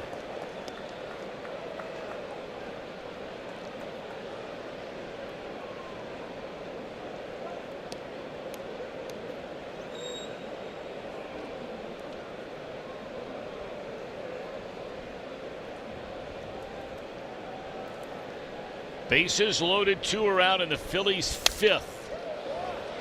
And Tardy on a 92-mile-per-hour fastball. Well located fastball there by Aston. Off the outside corner. Chris told you Aston coming in that Broxton deal in 2014, so has spent the last 2 years in the Reds organization. Has made the jump from Double-A to the big leagues, and here he is in his major league debut.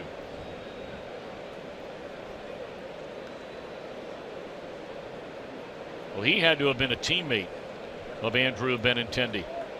They were both together on that NCAA College World Series team for the Razorbacks. 3 balls and a strike. Aston was a closer of that team. Benintendi was the Southeastern Conference Player of the Year and named National Player of the Year by many publications. It's a big pitch. 3 balls and a strike with the bases loaded. And how about the young man Aston in his major league debut? Well done, Barrett Aston. He had to get 2 outs in that inning. So it's a 3-1 game. Right now, let's go to our Fox Sports Ohio suite, the condominium right here at Great American Ballpark. Join Jim Day and Jeff Picoro for the Unlimited Baseball Break, brought to you by T.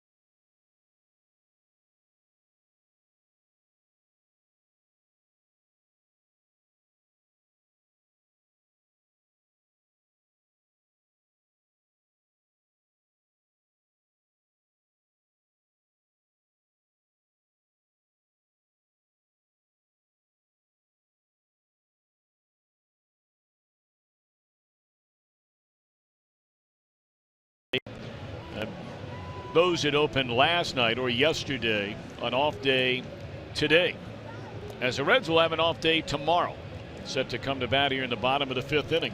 Well, right now, Tom, it stands that the Reds are down. This is their last at bat before they can make this game an official game, depending on what the weather does. If it rains out the rest of the ball game, the Reds don't score right here.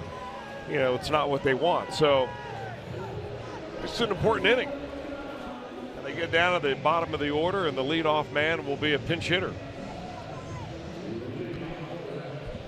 Another one of those Reds rookies, Patrick Kiblahan, showed up in spring training just wanting a chance, and he made the most of it. He's played a total of 8 games in the major leagues, 21 at bats.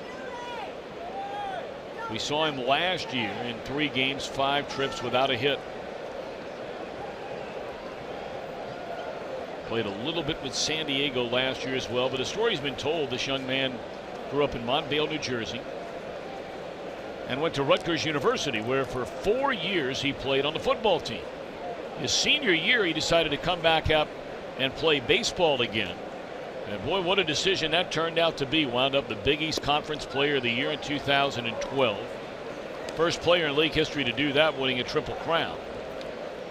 So, you know, while he hasn't had all the time in the big leagues that he certainly would have hoped for, just playing pro baseball after playing football for 4 years, who would have ever thunk it you'd make it this far? You're right, but he's one guy, Tom, I really think he played his way onto this roster by the kind of spring that he had. I mean, he was hitting the ball hard all over the ballpark. They moved him around a little bit last year in the short sample we had of him. You know, what really may be in a lot of people's minds is how he misplayed an easy fly ball in the right field into a double one day, and basically out of position. But he down in spring training in Goodyear, he played third base, he played a little first base. They like his versatility. Look at him choking up here with a couple of strikes on him. 3-2 pitch, and he'll hang around for another. Bounced around a little bit. He was originally a 4th-round pick by Seattle in 2012 out of Rutgers, then went to the Texas Rangers,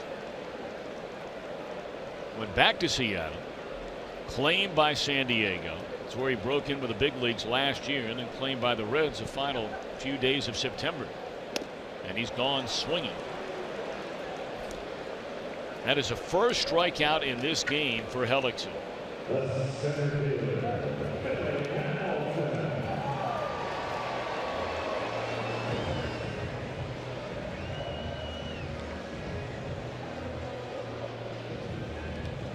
So now we roll back over, 3rd time through the batting order for Hellickson.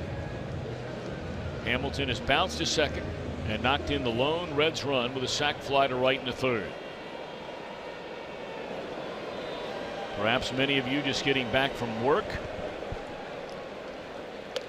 Hamilton bunts it, but very close to the plate, enabling Rupp to get to it. And just like that, 2 are gone in the Reds' 5th. He gets that ball about another 4 or 5 feet. It's a bunt hit. You know, this is the kind of thing that you see Billy Hamilton do, and it's not a bad bunt, but Rupp makes a nice play. You just hope that he doesn't get discouraged and forget about the bunt. That's got to be part of his game for Hamilton. That ball actually thrown by Rupp over the first baseline. That nearly created a problem for the covering second baseman. Sky's beginning to lighten a little bit, although a rain still continues to fall. Here's Peraza, 1 of 2 in the game. He has singled and bounced into a double play, which ended the 3rd inning.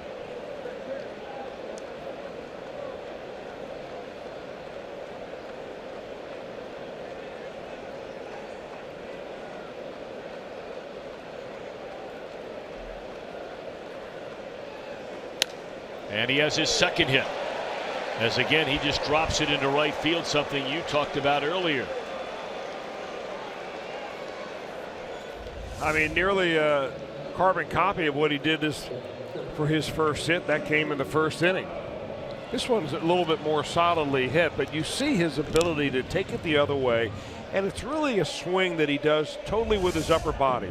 Doesn't stride into it, doesn't try to drive it to right field.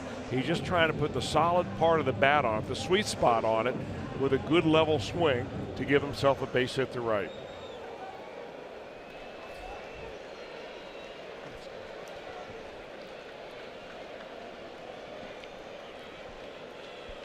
So here's Votto, 0 for 2. And muscles that one foul. That's how Hellickson got him out his first time up. Ran a ball up and in. And Votto hit a soft one hopper to the second baseman that turned into a double play. And then Joey fouled out to the third baseman leading off the fourth inning. You know, it's no secret in scouting circles how you would draw up a strategy to pitch a Joey Votto. And it's basically pitch him inside, and keep coming in. But it's a hard place for right-handed pitchers to get that pitch. But and if you make a mistake, that's when he makes you pay.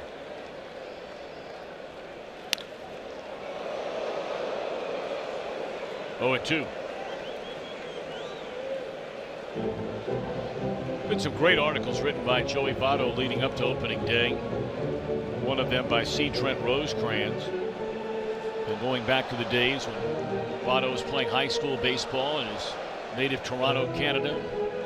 You know, asked by a Red Scout there, you know, what player do you like to watch hit? And in those days when Votto was in high school, most of the names were Barry Bonds or Mark McGuire, guys like that. Votto's answer, naturally, we've talked many times about the way he has read so much and patterned so much of his game around the Hall of Famer Ted Williams, and that was his answer, Ted Williams. Well, you can imagine if you're a scout, you know, you're talking to a 17, 18-year-old kid, and he drops a Ted Williams on you, and you start talking about it, and the guy actually knows about Ted Williams. And there are a lot of major leaguers, and if you asked them about Ted Williams, they think he's a guy parking the car down at your favorite restaurant. 0-2 on Votto. Got him way out in front. And the inning is over. 1 left. We played 5, so it's an official game at this point, and the Phillies lead 3-1.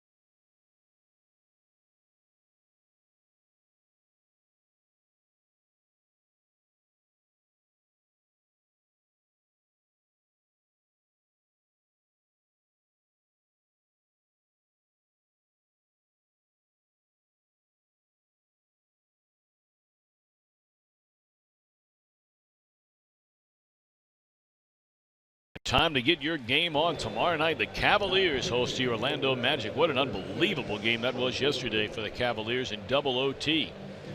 Cavaliers Live begins at 6:30 right here on the home of LeBron and company. Fox Sports Ohio streaming live on Fox Sports Go. Well, here on Fox Sports Ohio in the next 10 days, among the Reds, the Indians, the Cavaliers, and the Columbus Blue Jackets having a great season in the NHL.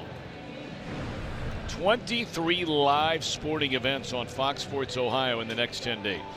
It's pretty good. And now right-hander Blake Wood, who at times last season was very good. Well, it was a dismal time overall for the Reds bullpen last year, but Wood was a bright spot. I mean, he had a 3.99 earned run average. He struck out a lot of batters. The one shortcoming for Blake Wood is his sometimes wildness. He throws an off-speed pitch that is a split-finger pitch or a forkball. That ball sometimes will bounce down out of the zone. There he gets a grip on it right there for you.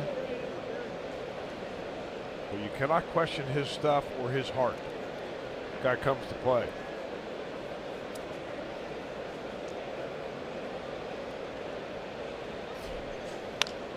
First pitch, he's going to get an out. Hamilton there to take care of Tommy Joseph. Well, if the weather holds up, we got a long way to go in this one. If I'm in the dugout and I'm watching Tommy Joseph and in that at bat against Blake Wood, say if I'm Brandon Finnegan, I'm thinking that guy had made his mind up that he was going to swing at that first pitch, and he knew that from Blake Wood he's getting a fastball and he's hacking. That ball was up around his eyes. That's the kind of thing that you see, you register, and you remember, you know, for your start, which in Brandon Finnegan's case is Wednesday night.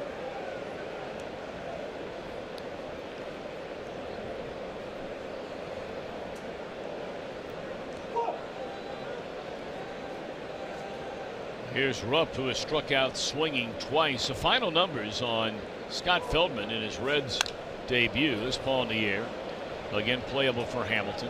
Well, you can't do much better than that. You get 3 pitches to get a couple of outs for Blake Wood. Feldman, 4 2/3, allows 7 hits, 3 runs. All 3 came in the first 2 innings.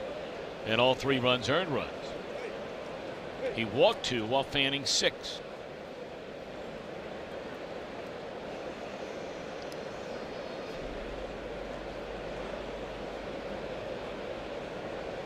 So now Galvis, you got to be careful here. Sometimes you get a couple of quick outs, and we've seen pitchers in the past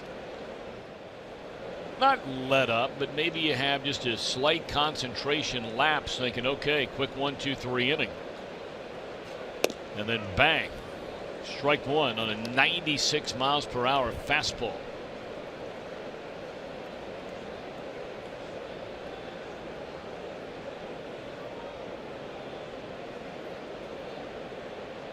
Chris, I thought you might come back with the same hairdo that Freddie Galvis is sporting here this year. I mean, you had a long winter to let it sort of go, and that's sort of your style when you come around the winter time. That'd be a good look. You think so? I do. If I could do it, I would. Does it look as good in gray and white as it does in black? It looks better. That's a question. That one driven into right center field, a base hit. And Galvis is going to turn this into a double. And it looks like Hellickson is coming out of the dugout to bat. And he's working on a 5-hitter. So why mess with a good thing if you're Pete Buchanan? Well, Pete figures his bullpen will be used enough as it is this year. Why hurry into it here in the first game of the season? One of the more likable guys you'll meet in the game. Well, you're not lying. I mean, funny. Knows he's got a big job as a manager of a major league team, but doesn't take himself seriously. And it's so refreshing to just have a guy kind of kick back and be relaxed. 65 years young. Went to Brother Rice High School. That's right in outskirts of downtown Chicago. Was drafted by the then Washington Senators in 1969. In fact, his first game as a player after he was drafted was in Whiteville, Virginia, against the Pulaski Phillies. And guess who was the manager of the Pulaski Phillies? Dallas Green, the late Dallas Green, who just died recently during spring training. But what a larger than life character he was, and a mighty good baseball man. Boy, a really big loss to the organization. I mean, not only the Philly organization, of course, he was manager of the Chicago Cubs. The guy that was bigger than life, though. I mean, really A real man's man. No doubt about it. Like a John Wayne type of man. When he walked in a room, you knew it. And I mean, he pulled no punches. When asked about anything or anybody, I think a lot of players in today's day and age have a hard time playing for him. Sinking liner gets by a shining Schebler. And Hellickson is on his way to third base with a run-scoring triple.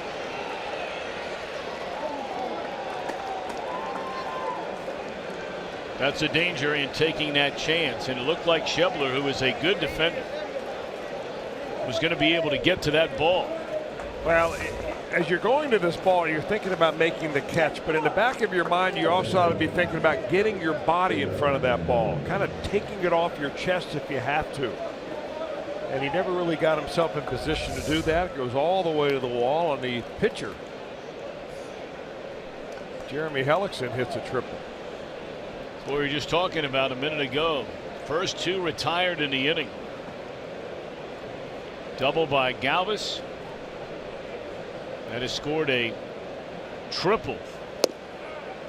That ball never did hit the ground until it had gone past Schebler. It looked like he had the mitt down close to the ground, and that ball appeared to stay on the replay about a foot or two off the ground. And that's the end of the inning. Wood gives up a double and a triple. Phillies get a run. Their lead back to 3.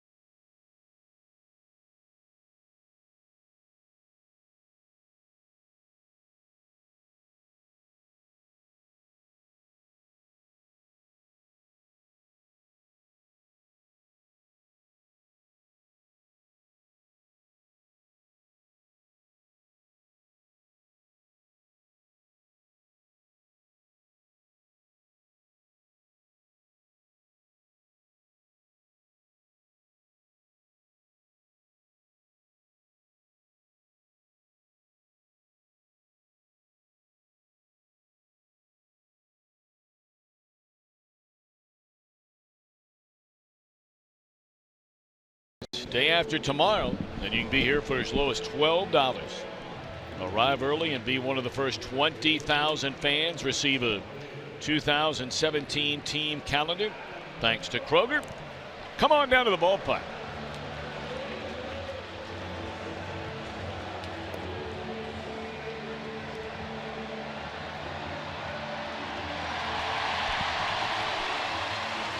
Big round of applause on the kiss cam. Good numbers for this guy against the Reds last year.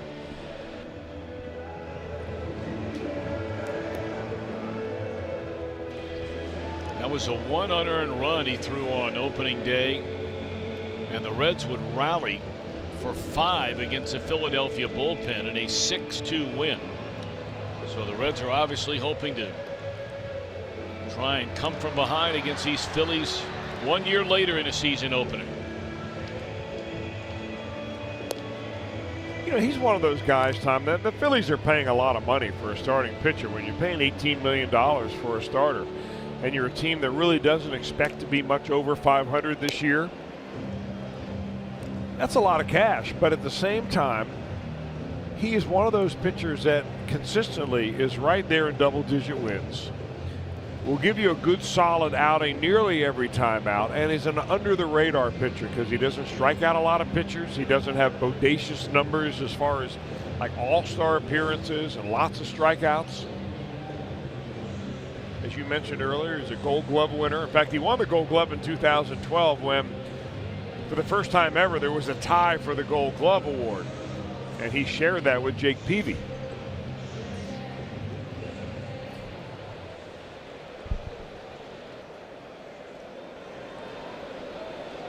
All right, let's see if the Cubs or the Reds can begin the comeback here in the bottom half of the sixth. It'll be Duvall, Suarez, Shevlik. And it's in there a strike. Adam a fly ball to center and then single to left field in the fourth inning. 4 runs, 9 hits for the Phillies. 1 run, 5 hits, an error, and 5 left on base for the Reds.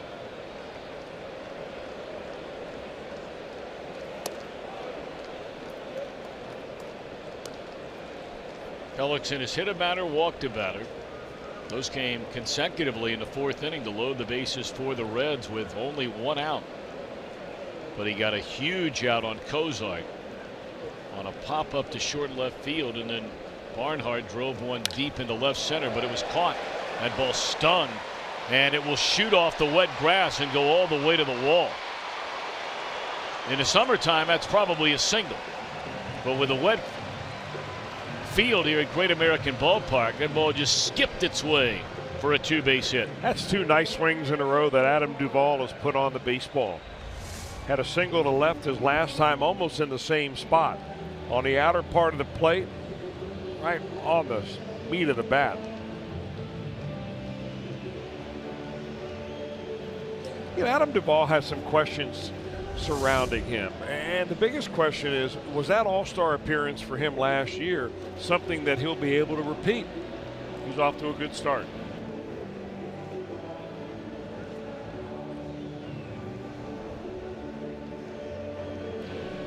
That's all for Hellickson. Turns in a solid performance here today. 5+, gives up 1 run so far. And a new addition to this Philadelphia team, Joaquin Benoit, will take over on the mound.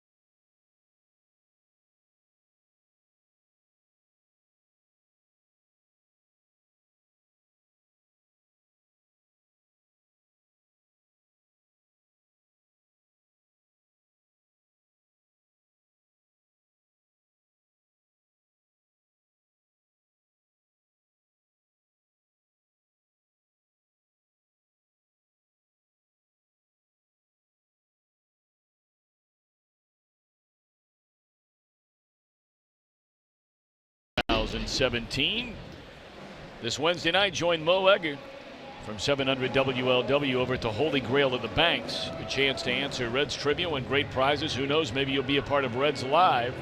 Fun begins Wednesday night at 6 over at the Holy Grail on the Banks. You know, the Phillies spent nearly $63 million this offseason, even in a team in rebuild mode. to bring in some veteran players, either as a free agent or a trade, and that includes Joaquin Benoit. This guy really struggled at the beginning of last season with Seattle. When they sent him to a contender in Toronto, he was virtually unhittable. 25 games with the Jays, had a 0.3 ERA. He's been around a long time. That means he gave up 1 run in 23 innings, and it was a home run. That's right. 1 solo home run. And he'll be 40 years old in July. I mean, this guy has been around seemingly forever. He made his debut in 2001 when he was 23 years old. Been around a lot. Came up with Texas. Pitched for the Rays, the Tigers, Padres, and the 2 clubs you said last year. He didn't get a chance to pitch in the postseason because in very late September, the final week of the season, he tore his left calf coming out of the bullpen when the bench is cleared in a 2nd inning brawl against the Yankees. And I tell you, that was a big hit for Toronto as they made its way to postseason baseball. You know, Tom, his signing, though, it really reflects on what you said earlier in the game about the Phillies' attitude of taking this, rebuilding the next step, teaching your team how to win. You can't do it only with young guys. So they signed Hellickson to a lot of money for a starting pitcher on a 2nd-tier team and bring in Benoit, 40 years old. 0-2 on Suarez. And popped up over near the stands, and that one is going to drift out of play. You know, you look at the starting rotation, they re-sign Hellickson. They trade for Clay Buchholz of the Boston Red Sox, and nobody knows what he's going to do this year. He's not coming off a very good season. At one time had some excellent years with the Red Sox. They trade to get Howie Kendrick, and that's a big money contract. But they spent a lot of money to sign Michael Saunders. They traded to get Pat Neshek in their bullpen, one of the heroes for Team USA, making big money. And then they bring in Benoit. So those are 6 guys chewing up a lot of money, but they believe they're better. We'll see. Tell you what's a lot better is the weather. As Suarez chases a pitch out of the strike zone. 1 out in the inning. Starting to see a few specks of blue skies in what has been a cloudy day all day long. Temperature is very, very nice. Here's Shepler.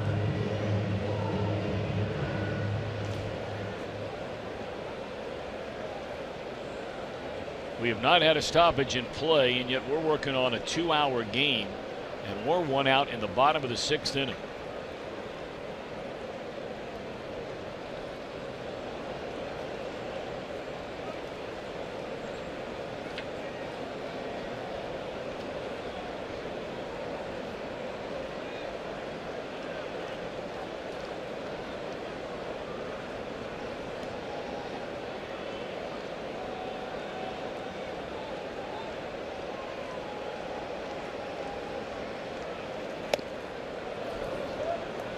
Still plenty of giddy up, as you said, Chris, in that right arm of Joaquin Benoit.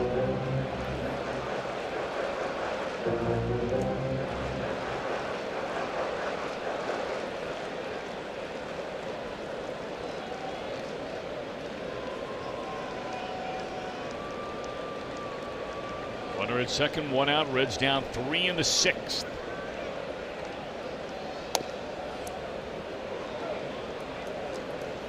Told you the Pirates lost earlier today to Boston. Big home run by Andrew Benintendi from Madeira High School. The Milwaukee Brewers lost season opener in Milwaukee to Colorado. Bud Black's debut as manager of the Rockies. 7-5 the final there.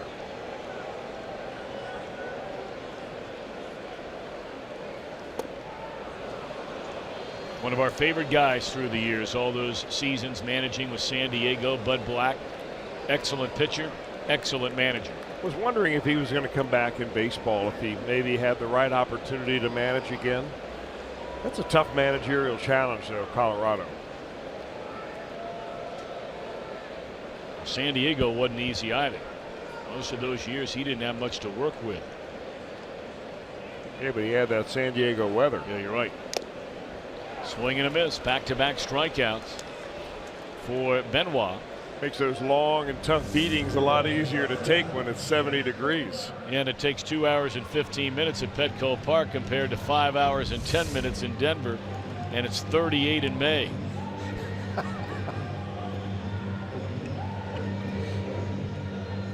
That is such an enormous challenge for a man. And I mean, they tried everything, including, of course, the humidor for games that are played in Denver. There's a fly ball in the shallow center, and that's all for the Reds after a leadoff double. Benoit retires 3 in a row. We're off to the 7th. A 3-run Philadelphia lead on opening day.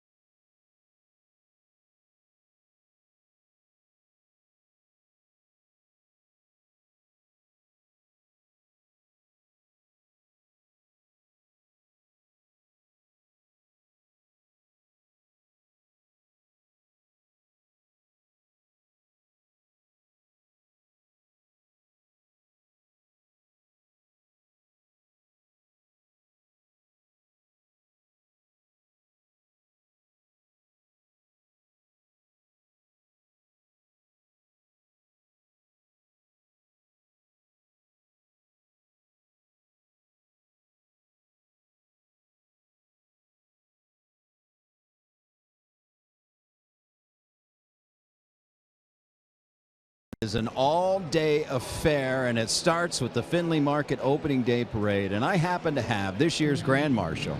He is the mayor of Cincinnati, one Sean Casey. How you doing? I'm doing so much better now that I'm talking to Jim Day. I thought the parade was cool, but the fact that you're interviewing me right now is that my day is complete, Jimmy. Oh, you kid, I know. All right, tell me about this. You were a player for so many years. You didn't get to experience the parade. But you were the Grand Marshal today. Could you believe how many people show up for this thing? No, that's the thing. Because, you know, for 8 years I played here, you come down, you come out, and you just go to the clubhouse, you play the game, you go home. And you don't realize how big of a deal it is. Today, I finally realized it. I mean, so many people packing the streets, so excited, so many kids. You know, it really is a holiday here. Now you really do appreciate even more how big a deal it is here in Cincinnati. And you've got to love the fact that years removed from your career, you are still beloved in this city. It's humbling, Jimmy. I mean, I can't thank the Reds fans enough and the city of Cincinnati. Like, so many people have been so nice to me today, and they always are every time I come back, and I'm just really grateful. I'm so grateful to have played 8 years here in Cincinnati, and I have some of the relationships I have. It's a shame that you've lost your enthusiasm for life, Sean. You know what? I'm just having a tough day. I'm really depressed. I just don't know what I'm going to do anymore. All right, real quick, you're in our neck of the woods now as Drew Storen, by the way, making his Reds debut and gets a fly ball out. You're on our side of the fence. You used to make fun of me, all TV guy, media guy, and now you're one of them. I know. Well, it's a great gig, and you know, one thing I do enjoy about it, it keeps me in the game, and it keeps me around the guys, and it's just a lot of fun to do. Now I know why you were always in such a good mood, and I was stressed out down there going 0 for 4, 2 strikeouts, and you're like, hey, what's going on? I'm like, why is Jim Day so happy all the time? Now I know. Exactly. When you talk for a living and cover baseball, life is good. Hey, life is good when I'm around you, my friend. Great to see you. Jimmy, you're the best, man. Absolute best. Great to see you too, buddy. All right. Hey, Jimmy, you got to ask Casey. You know, the last time he was up here in the booth, you know, he was telling us about his morning workouts with his homeboys back there in Pittsburgh, and you know, they're getting up at like 5 in the morning and they're picking up tires and stuff like that. Is that still going on? Can you run that by him? All right, Tom's talking about you were having your morning 5 a.m. workouts with your boys in Pittsburgh. Well, I was on air with Tom one time, and I was flipping tires at 5 in the morning, and I think Tom loved it. I think he does it. Tommy, I know right now in the mornings you're waking up. I inspired Tom Brenneman for. He wakes up at 5 in the morning and he just works out with his buddies, flips tires, does kettlebells and all that stuff. So he can thank me. That's our guy. That's our guy. Do you still do it anymore? No, I canceled that about 2 years ago. Now, it's way too early. Now Tom's big leaguing us. He works out with Charles Barkley. Stop it, Tom. You're so big time now. You and Charles. And you can tell it's worked as well on me as it has for Barkley. Casey's the best, man. Jimmy thanks that he's the best. He is the best. Golly, Dave, that guy, I just wish some of him would rub off on me. I mean, his joy, and it's so sincere. If you don't know the guy, and Reds fans have gotten to know him, well enough through the years that they know it's not some kind of an act. But he is just such a joy to be around. Well, not only that, Tom, he gives back. And he recently made a very large donation to a charity called loveharder.org. And that organization came back and gave back to this community. In fact, they went right back and found into the Erlanger-Ellesmere School District, which is right over here in northern Kentucky. And they were able to do some preventative programming about bullying. And they installed some benches, buddy benches around throughout the entire school district, all because of the donation of Sean Casey. So here's a guy that puts his money where his mouth is. And puts his money back in his second home. Of course, he's from Pittsburgh, but he still cares so much about Cincinnati. And that loveharder.org is an organization, the beneficiary of that, but they were just so thankful for Sean Casey team up with, in fact, the guy that he works with on the MLB channel, Tim Flannery. Both got together, and that's how that donation ended up back in Ellesmere, Erlanger, and we're really happy it comes back into this area. And, of course, he was so instrumental in helping to build the Miracle League fields with Kim Nuxall, up there in Hamilton, where handicapped children can live a dream by playing baseball. That one's shot into right center by Herrera. And he's in there with a double. With one out here in the Phillies' 7th inning. I'm not really sure how good this Phillies offense is, but they've got a nice combination of lefties and righties, a switch hitter at the top of the lineup. They've got some speed around the lineup. They've got some guys today making really nice swings at the ball.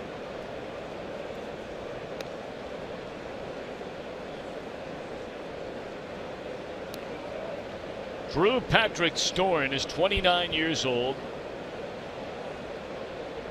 Grew up in Brownsburg, Indiana. Yes, the same high school as his battery mate, Tucker Barnhart. Lance Lynn also went to that high school. There's a high one hopper at Cozine.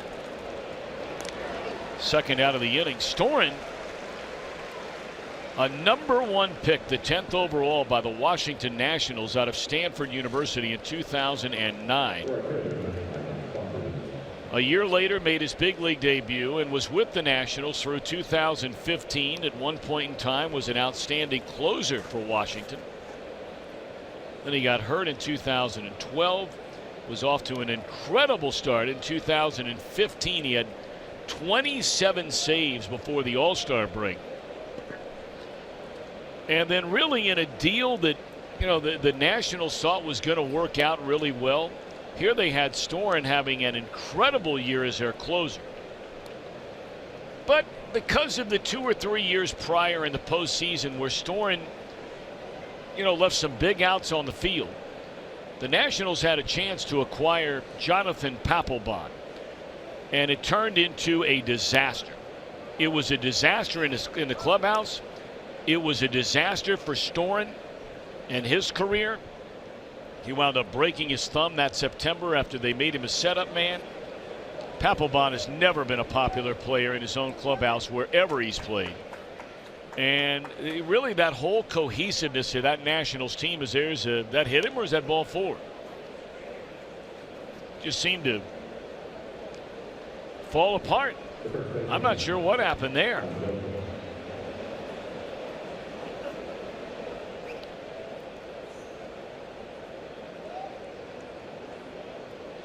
Oh, okay. It was an intentional walk, and that's one of the new rules, Chris, in baseball. It went 2-0, and then they decided to just go ahead and walk him, so they waved him on to first base. So we see that. Get rid of the left-handed hitter and bring up the right-hander. Yeah. So it's the first time we've seen that here. We did not see it naturally at all of spring training. Well, Storen now relies on more of breaking pitches and also deception. If you watch him pitch, he'll pitch out of the stretch, obviously here, but with nobody on, he'll hang for a different amount of time with his leg in the air. Kind of like Johnny Cueto, but without the twist. And he started goofing around with that, and he realized that it was beginning to throw the hitter's timing off, so he made it part of his pitching plan.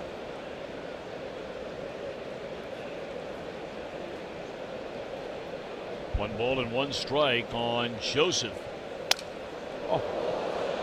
Shattered bat. Suarez bare hands. Gives Votto time to get to the bag, and a nice recovery by Storen to get out of the inning. In his Reds debut, a good one. So we're going to keep it right here for the singing on this opening day of God Bless America. The Reds are trailing by 3. Can they rally on opening day against these Phillies for a second straight year? The American flag. Major League Baseball, the Reds and the Phillies salute the men and women of our armed forces, as well as those who serve to protect in our local police and fire departments. At this time, please help us honor these brave men and women and all our veterans of service, and welcome Staff Sergeant Kelly Perry of the Wright-Patterson Air Force Base Band of Flight as she leads us in the singing of God Bless America. Bless America, the land that I love.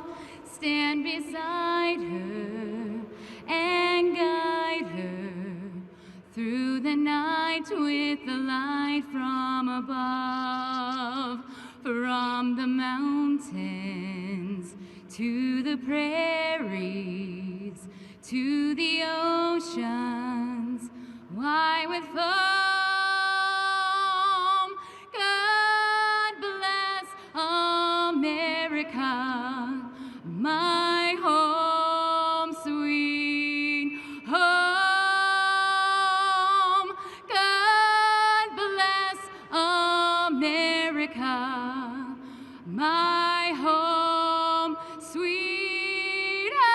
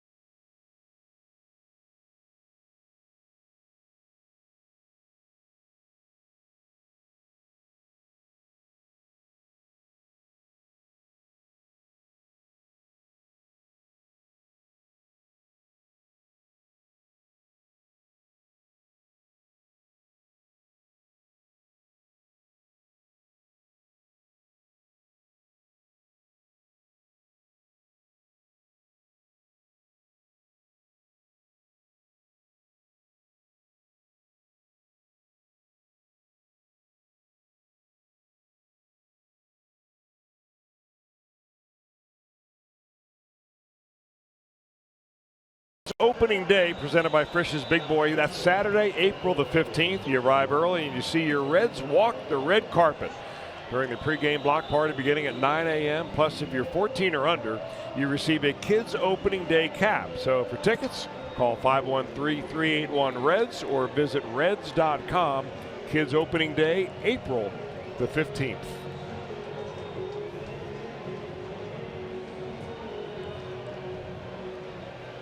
Adubre Ramos is the new pitcher. 24-year-old hard-throwing right-hander will take over for the Phillies as we go to the bottom of the 7th inning. All right, let's see if the Reds can do what they did a season ago against this Philadelphia bullpen, and that's rally late to win on opening day.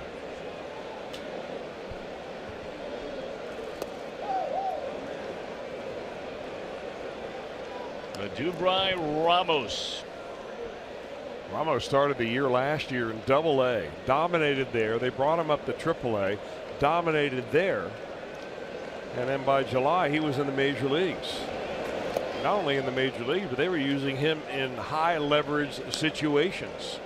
Towards the end of the ball game, they thought that he's got closer stuff, and at 24 years old, it's only a matter of time. So Barnhart to lead it off. Swing and a miss, 93 up in the zone.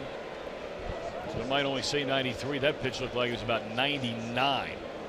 Is Scooter Gennett. Born here in Cincinnati, of course.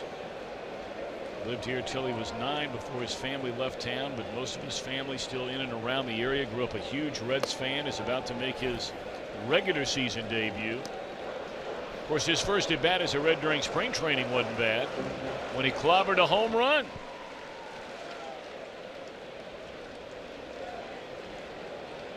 (3-2), and it's pulled foul.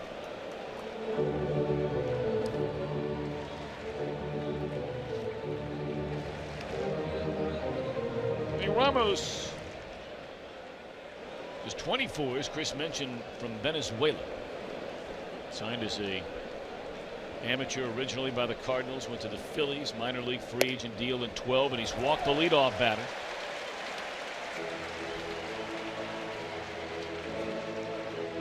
He didn't do much of that last year when they brought him to the big leagues. In 40 innings, he only walked 11 batters. It's pretty good for a guy who's getting to the big leagues for the first time. And for a power pitcher, too. Sometimes power comes along with bad control. Of course, you can be effectively wild, but they really like not only his fastball, but his slider. But a leadoff walk gives the Reds a little something to hope for.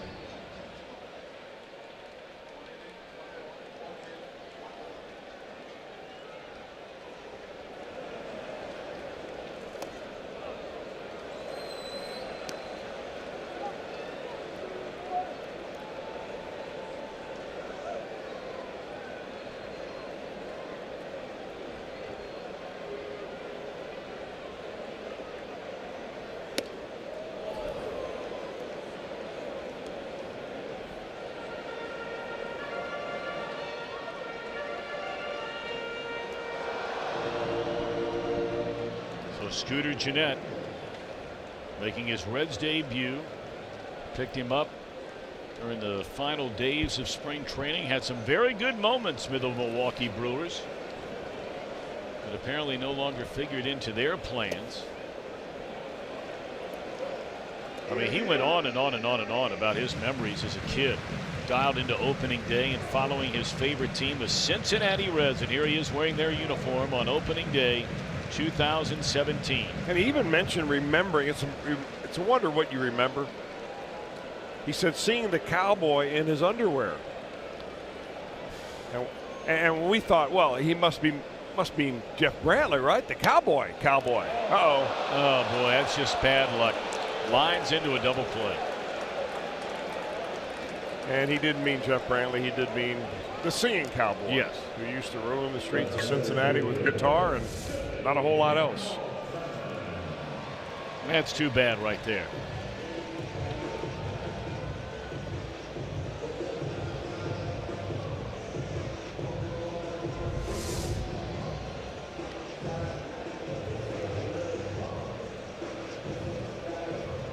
Yeah, I didn't want to see that guy back then walking around in close to nothing, and same would hold true for the other cowboy.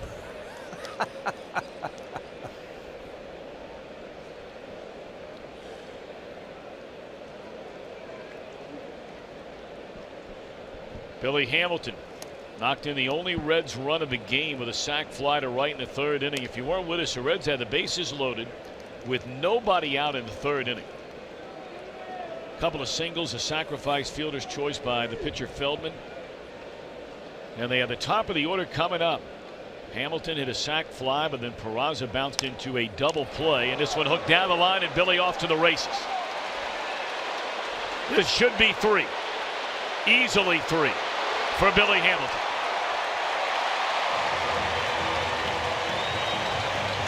Man, can he run.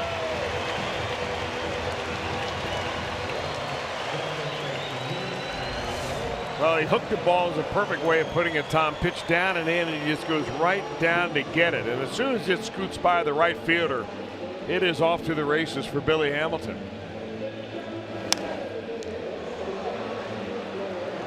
Billy's got a pair of batting gloves in his back pockets. So when he runs that fast, it looks like they're waving goodbye. Who is that? Cleveland Indians player who used Willie to Mays do that? Hayes. No, it wasn't Willie Mays Hayes. Mel Hall. It was Mel Hall who did that. Remember that? I do They remember asked him, that. why are you putting the gloves in your back pocket, Mel? Well, because when you see them, they're waving goodbye.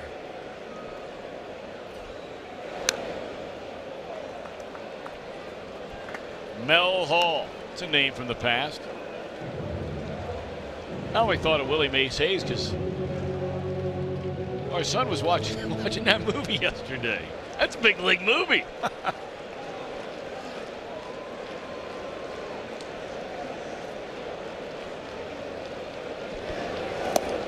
Peraza went around, and Ramos makes quick work of him. We go to the 8th. 4-1 Philadelphia.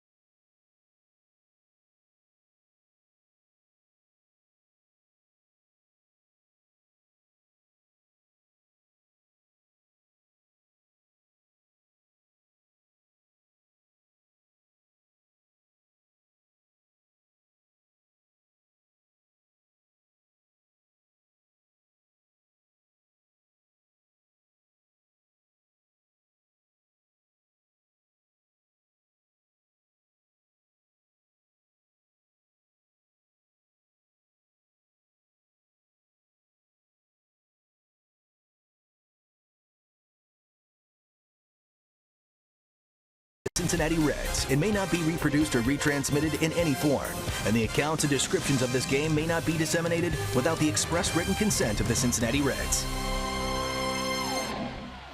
Time to take a look at our Honda game summary. First batter of the game, first batter of the season for the Phillies. Cesar Hernandez launched one to the seats and right. Got another one in the first inning. Then Galvis with one out in the second made it 3-0 against opening day starter making his Reds debut, Scott Feldman. Reds had a couple of big chances in this one. Bases loaded, nobody out. They get one before the double play by Peraza. They had bases loaded, one out, then bases loaded, 2 out. Barnhart drove one to the track in left center to end that inning without a run. Phillies would tack on one more against Blake Wood in the 6th. And here we are in the 8th. Phillies 4 runs, 10 hits, 8 left. Reds 1 run, 7 hits, and they've left 7. And now taking over on the mound is hard-throwing young right-hander Michael Lorenzen. He is the 5th pitcher that Brian Price will go to use today, including the starter Scott Feldman.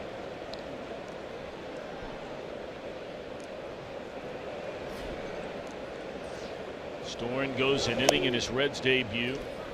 Scooter Gennett, by the way, stays in the game to play second base. Yeah, this is kind of an interesting time of year, in as much as everybody that is on every ball club right now is pretty much in a routine where they're getting to play a lot.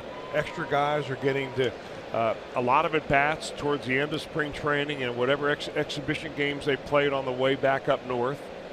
Pitchers have been getting regular work, so they should all be right on top of their game, even though here we are in the first part of the season.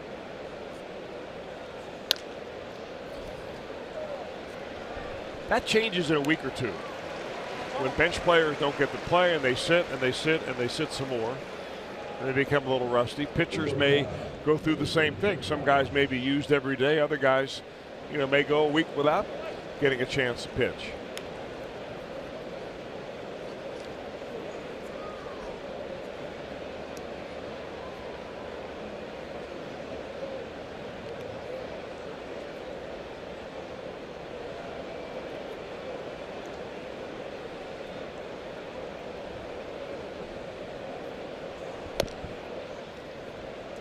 Here's Galvis, who clubbed the home run to right field in the second inning, and I tell you, his double in that 6th inning is a big hit in this game as well. First two were retired in that frame, you may remember, by Blake Wood. And all of a sudden Galvis doubled into right center field. The pitcher Hellickson would knock him in with a triple on a sinking liner into right to push the lead back to 3 runs.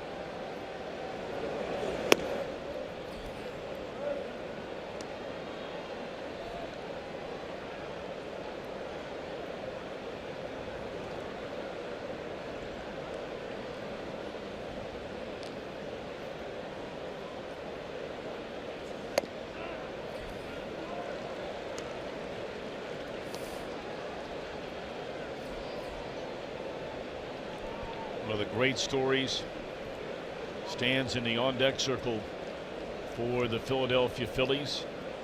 Brock Stassi, 33 years old, has navigated his way through the minor leagues year after year after year, and he was brought to tears. Tell you, if you get a few minutes to look up on the internet, if you have the internet, you want to see something that'll really warm your heart. The comments, and I said 33, he was a 33rd round draft choice. He's 27 years old. But when Brock Stassi found out he had made the major leagues, his subsequent interview was great stuff. Sure was. And now here he comes for the first time ever in a major league uniform. This was a really big story in Philadelphia the last few days. Non-roster invitee to camp. Originally drafted by Cleveland in the 44th round of 2010, then by Philadelphia in the 33rd round in 2011. His dad was his coach. Dad, a legendary baseball coach in Yuba City, California, and followed his father in his alma mater, the University of Nevada, Reno, where he was a great pitcher and a great hitter in the collegiate ranks.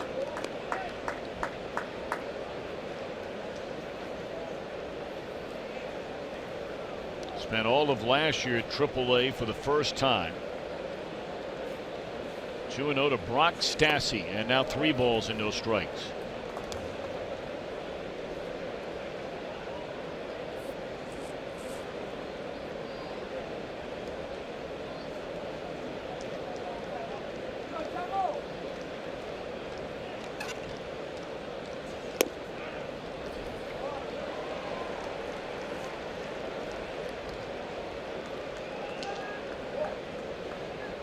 Lorenzen trying to make it a 1-2-3 8th inning. Reds have Votto, Duvall, and Suarez coming up in the last of the 8th. And Stassi in his major league debut Draws a walk.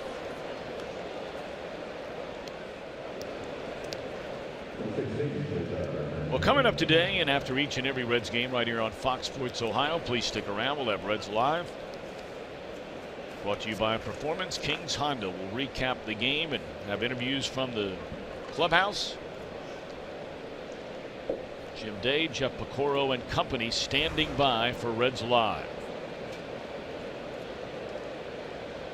1 on, 2 out in the 8th. And off to second goes Stassi on the wild pitch by Lorenzen.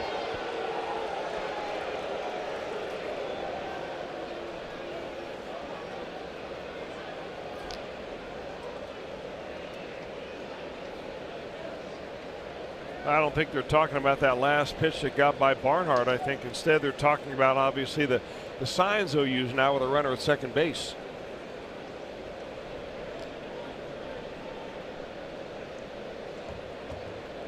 For every run now, very important.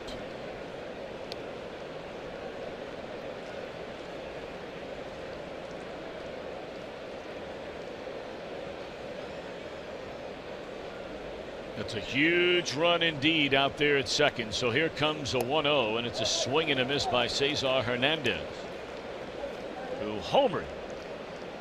First batter of this game on opening day. Has since popped to left, struck out, and grounded out to first base.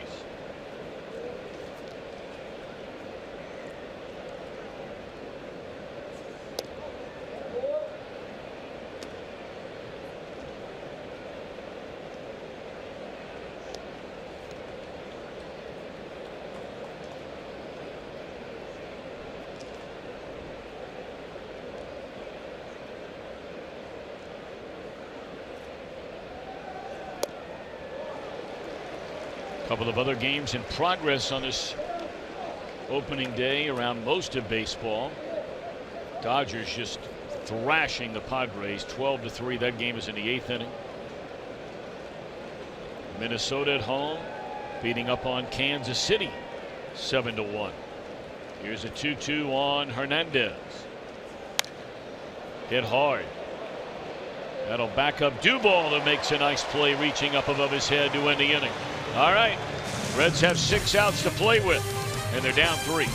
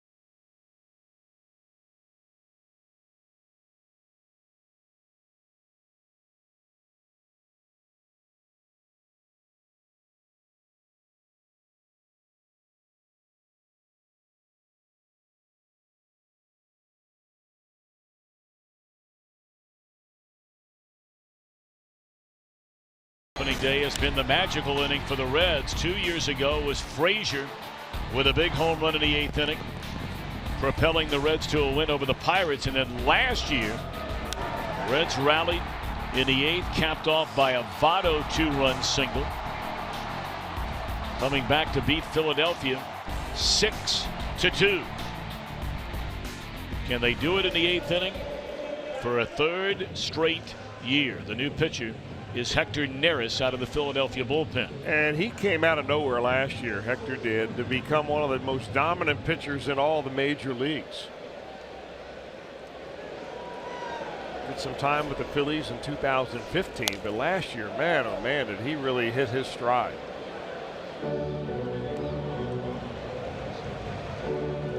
Struck out 102 batters in 80 innings last year. And only 30 walks.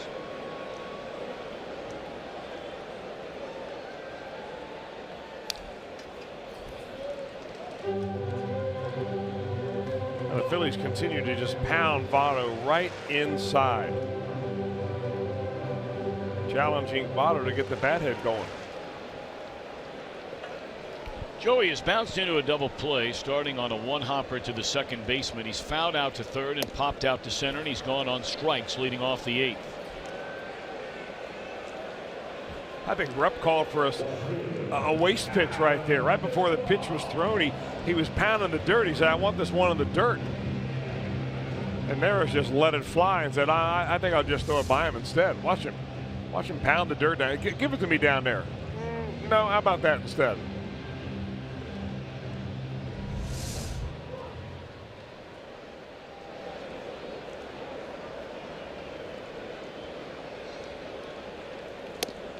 Hey, Tom, before we get away today, we want to mention that, you know, our broadcasting team is a family.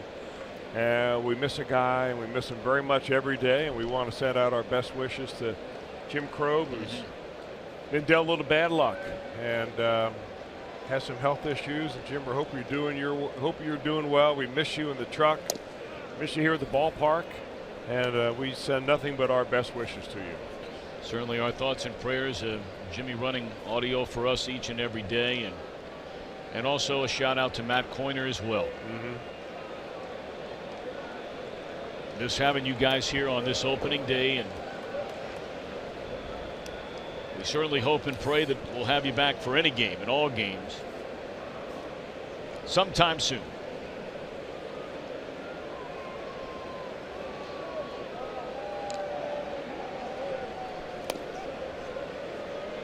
And for Matt Coyner, that means getting out here early and shooting a couple of these tech talks. Waiting around out in the bullpen for seemingly forever.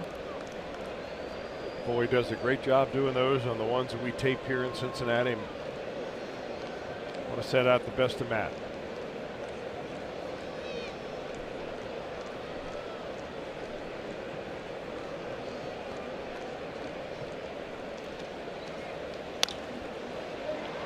Straight up in the air.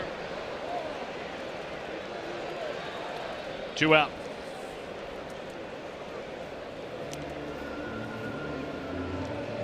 This Philadelphia pitching has been very, very impressive today, starting with Hellickson.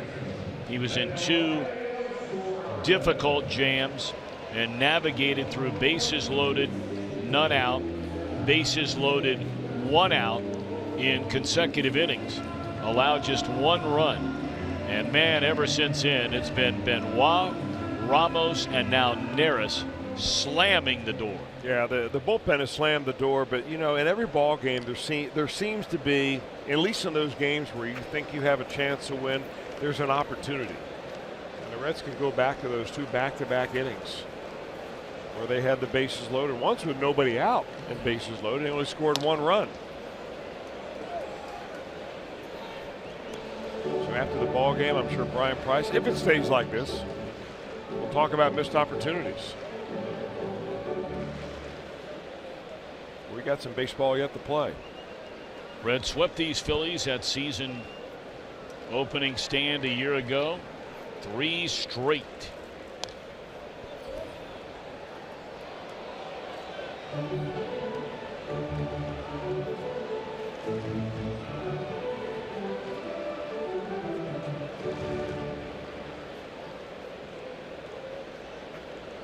Orioles won their opener earlier today, 3-2 over Toronto.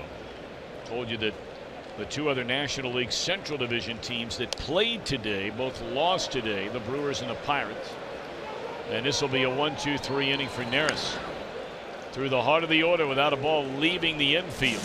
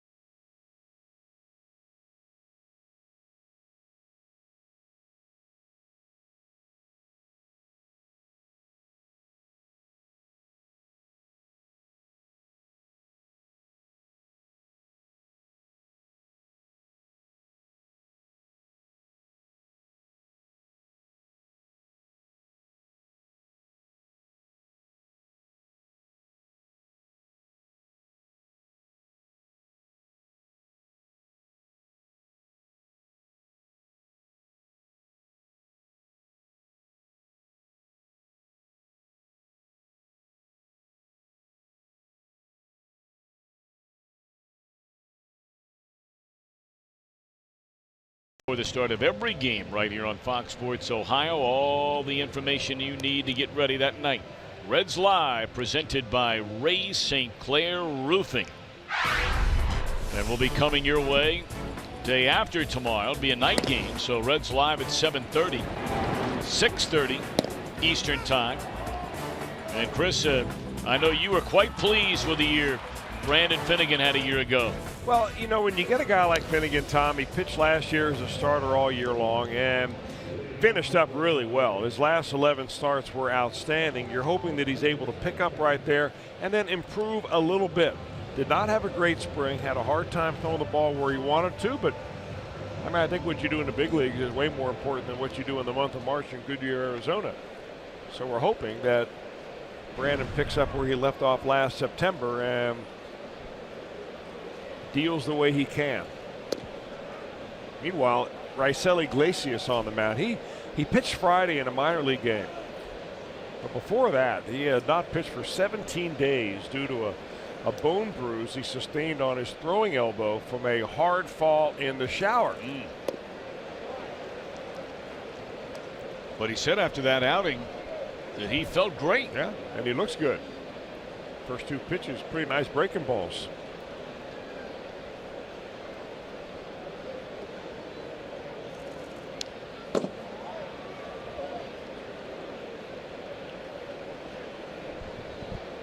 Alcantara takes over at third base, making his Reds debut. Arismendi Alcantara. He can play virtually anywhere and everywhere, earning a spot on this Reds opening day roster with an excellent spring. One-time Cubs farmhand, spent a short time last year in the Athletics organization. He does have a little bit of service time in the big leagues in 2014 and 15 with the Chicago Cubs.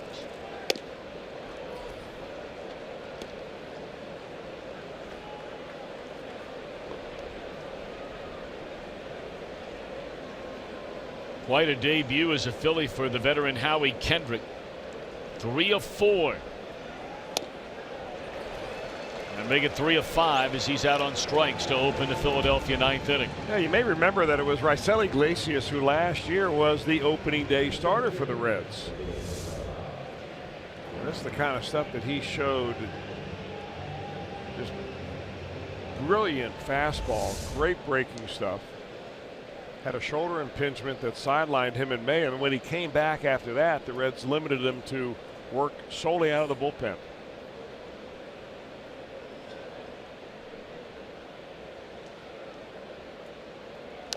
Showing us a little Johnny Cueto right there with the twist and the hesitation.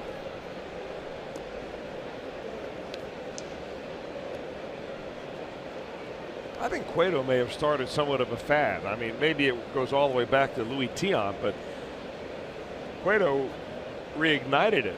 And I see more and more pitchers doing a little bit of hesitation on purpose to maybe try to throw the timing off of the hitter.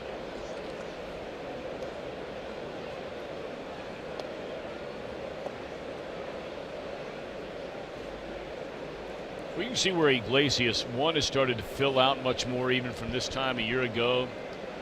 You know, now he's wearing the white spikes, and he always pulled his pants, you know, all the way up around his knees so you would see his red socks. But even his face, he's just started to fill in much more from seeing him a year ago.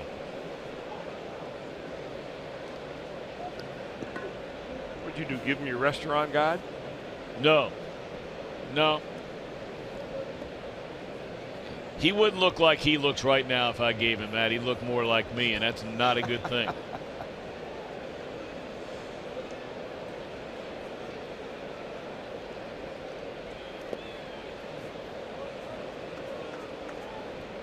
Herrera's been on base twice. Walked in the 5th, had a double to right center in the 7th. If you're looking ahead of the Reds' 9th inning, they'll go Schebler, Cozart, Barnhart,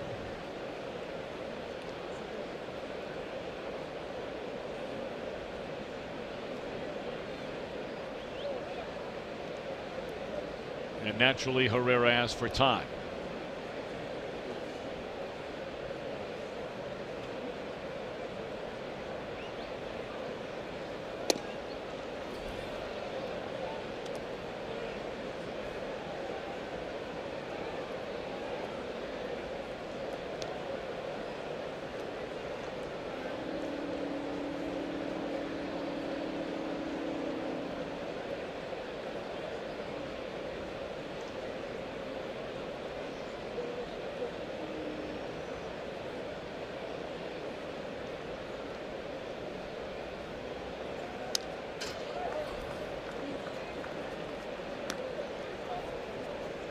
I'm trying to think who Herrera reminds me of in the batter's box.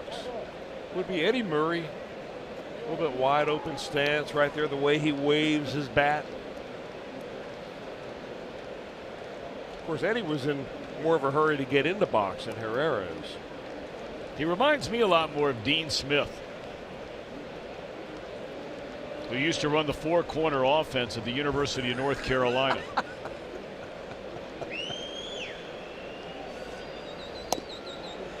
Here's ball 4 to Herrera. Well, that was awfully close.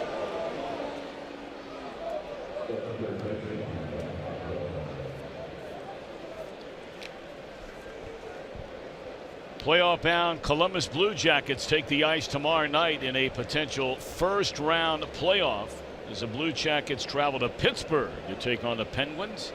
It gets underway. Blue Jackets live at 6:30 on Fox Sports Ohio. Lots going on here in the OHIO here over the next couple of weeks and beyond. I mean, the Blue Jackets look like they're primed for a deep run in the NHL postseason. And even though the Cavs have stumbled a little bit here of late, you got to believe they'll find a way to get it together for another deep run in the NBA playoffs. And you just have the Reds and the Indians just revving up. And now Iglesias having a hard time finding the strike zone after the one-out walk to Herrera. You know, he came in the first batter he faced. He threw 2 strikes in a row to Hendrick and eventually got a strikeout. But he was nice and relaxed on those first 2 breaking pitches. Ever since then, he seems like he's trying to hump up a little bit. Every time he throws that fastball, he's overthrowing and that front side's flying open. Except for that one.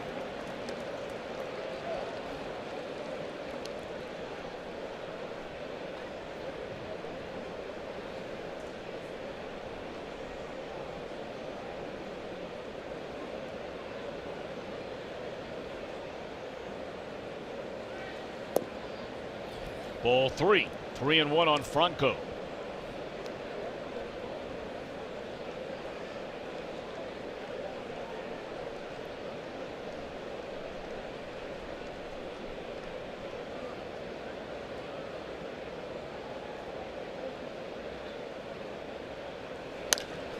And this should be a double play. Jeanette's throw in the dirt, picked out of there by Votto, and they turn it to end the inning. All right, here we go. Reds will try and rally in the last of the night, trailing 4-1.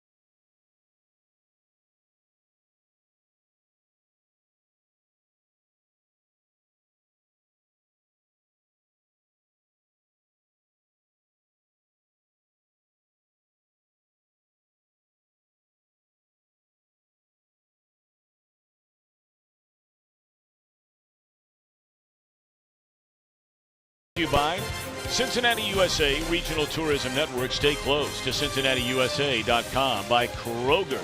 Stop by your neighborhood Kroger to save big store-wide. Great food, low prices at Kroger.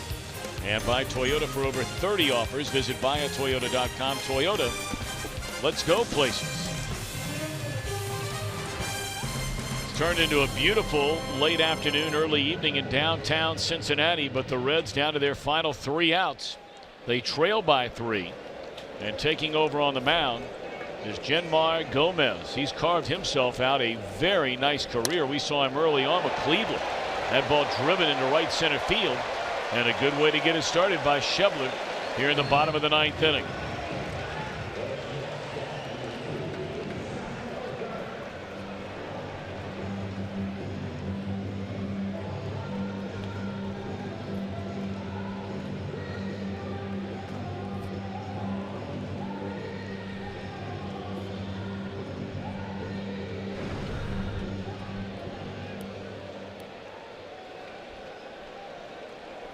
$70 games a season ago.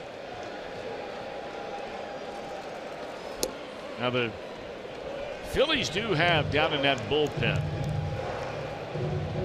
the veteran right-hander they brought in during the offseason, and Pat Neshek, who has been a closer in his career. So they've got some backup forces down there. Yeah, he's really one of the more unusual relief pitchers that you will see based on his style. Don't know if we're going to see him tonight or not. Hopefully. Reds put something on Gomez, and they'll have to go to another call in the bullpen. You can see, though, that Pete Mackanin has a lot of options when it comes to the back end of his bullpen. Yes. I mean, he's got a number of guys, and they all throw well. We saw Benoit, obviously, at 40 years old. He was throwing 96, plenty left in the tank. Ramos, Neris, and now Jenmar Gomez. You saw that very high ERA there for Gomez last year of nearly 5.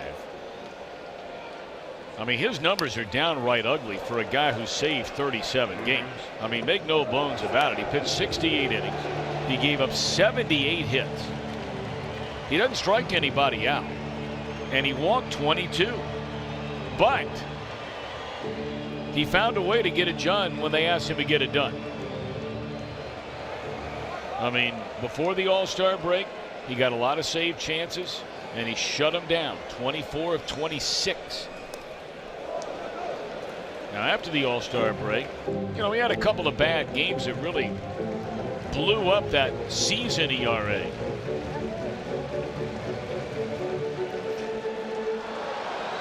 But this is a guy who went from being a starter in the Indians organization and never really pitched well enough to stay in the big leagues. They shipped him off to the Pirates, where he really found a nice groove for 3 years, pitching out of the Pittsburgh bullpen in the last 2 in Philadelphia.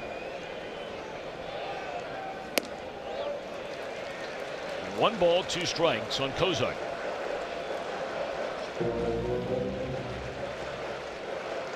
There is action in that Philadelphia bullpen. They have Joely Rodriguez. He's a left-hander. And there's a right-hander, Neshek. Kozak went around. Boy.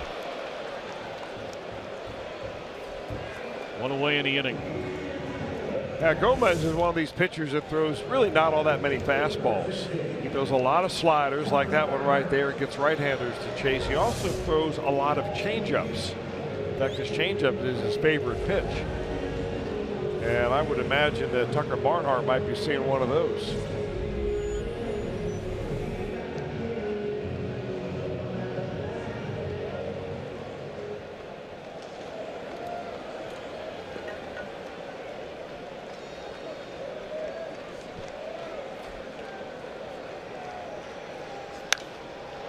First pitch swinging straight up in the air off the bat of Barnhart. And the Reds are down to their final out of the afternoon on this opening day. Philly scored 2 in the first inning off Scott Feldman, who made his Reds debut here today. Feldman allowed a solo home run in the second. Reds fell behind 3-0. And then the term you'll hear frequently: missed opportunities. Reds had them loaded with nobody out in the third, managed 1 run, Had him loaded with 1 out in the 4th. Did not score. Got a leadoff double in the 6th inning. Could not move the runner to 3rd. And this Philadelphia bullpen has just shut him down. Benoit, Ramos, Neris, and Gomez an out away from an opening day save.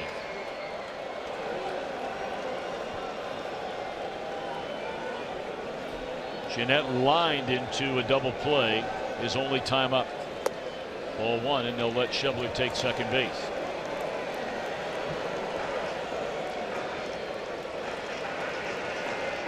Largest crowd for a regular season game in the history of Great American Ballpark here today.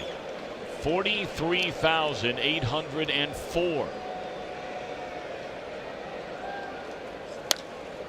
That ball's in the air and hit pretty well by Scooter Gennett, and that ball is gone.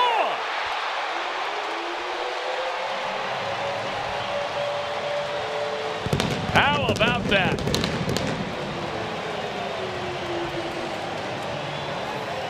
Young man born here in Cincinnati, a huge Reds fan. Lived here the first 9 years of his life.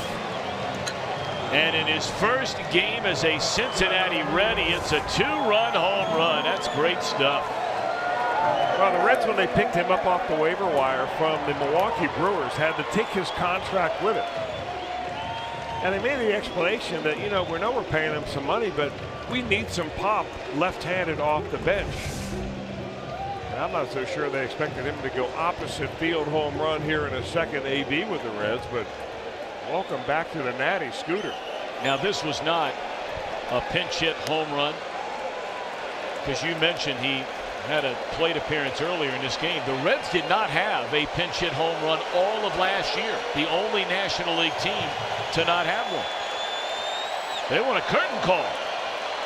Reds fans know their stuff. They know this guy grew up a Reds fan.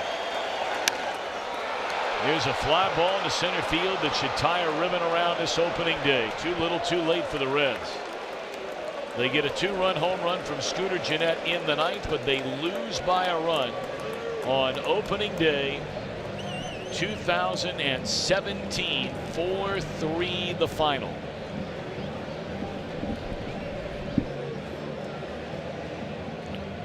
Hellickson the winner, Feldman the loser, Gomez the save. Off day tomorrow, and game number 2 of 162 is Wednesday night here at the ballpark. 4-3 the final. Reds Live is coming up right around the corner on Fox Sports Ohio.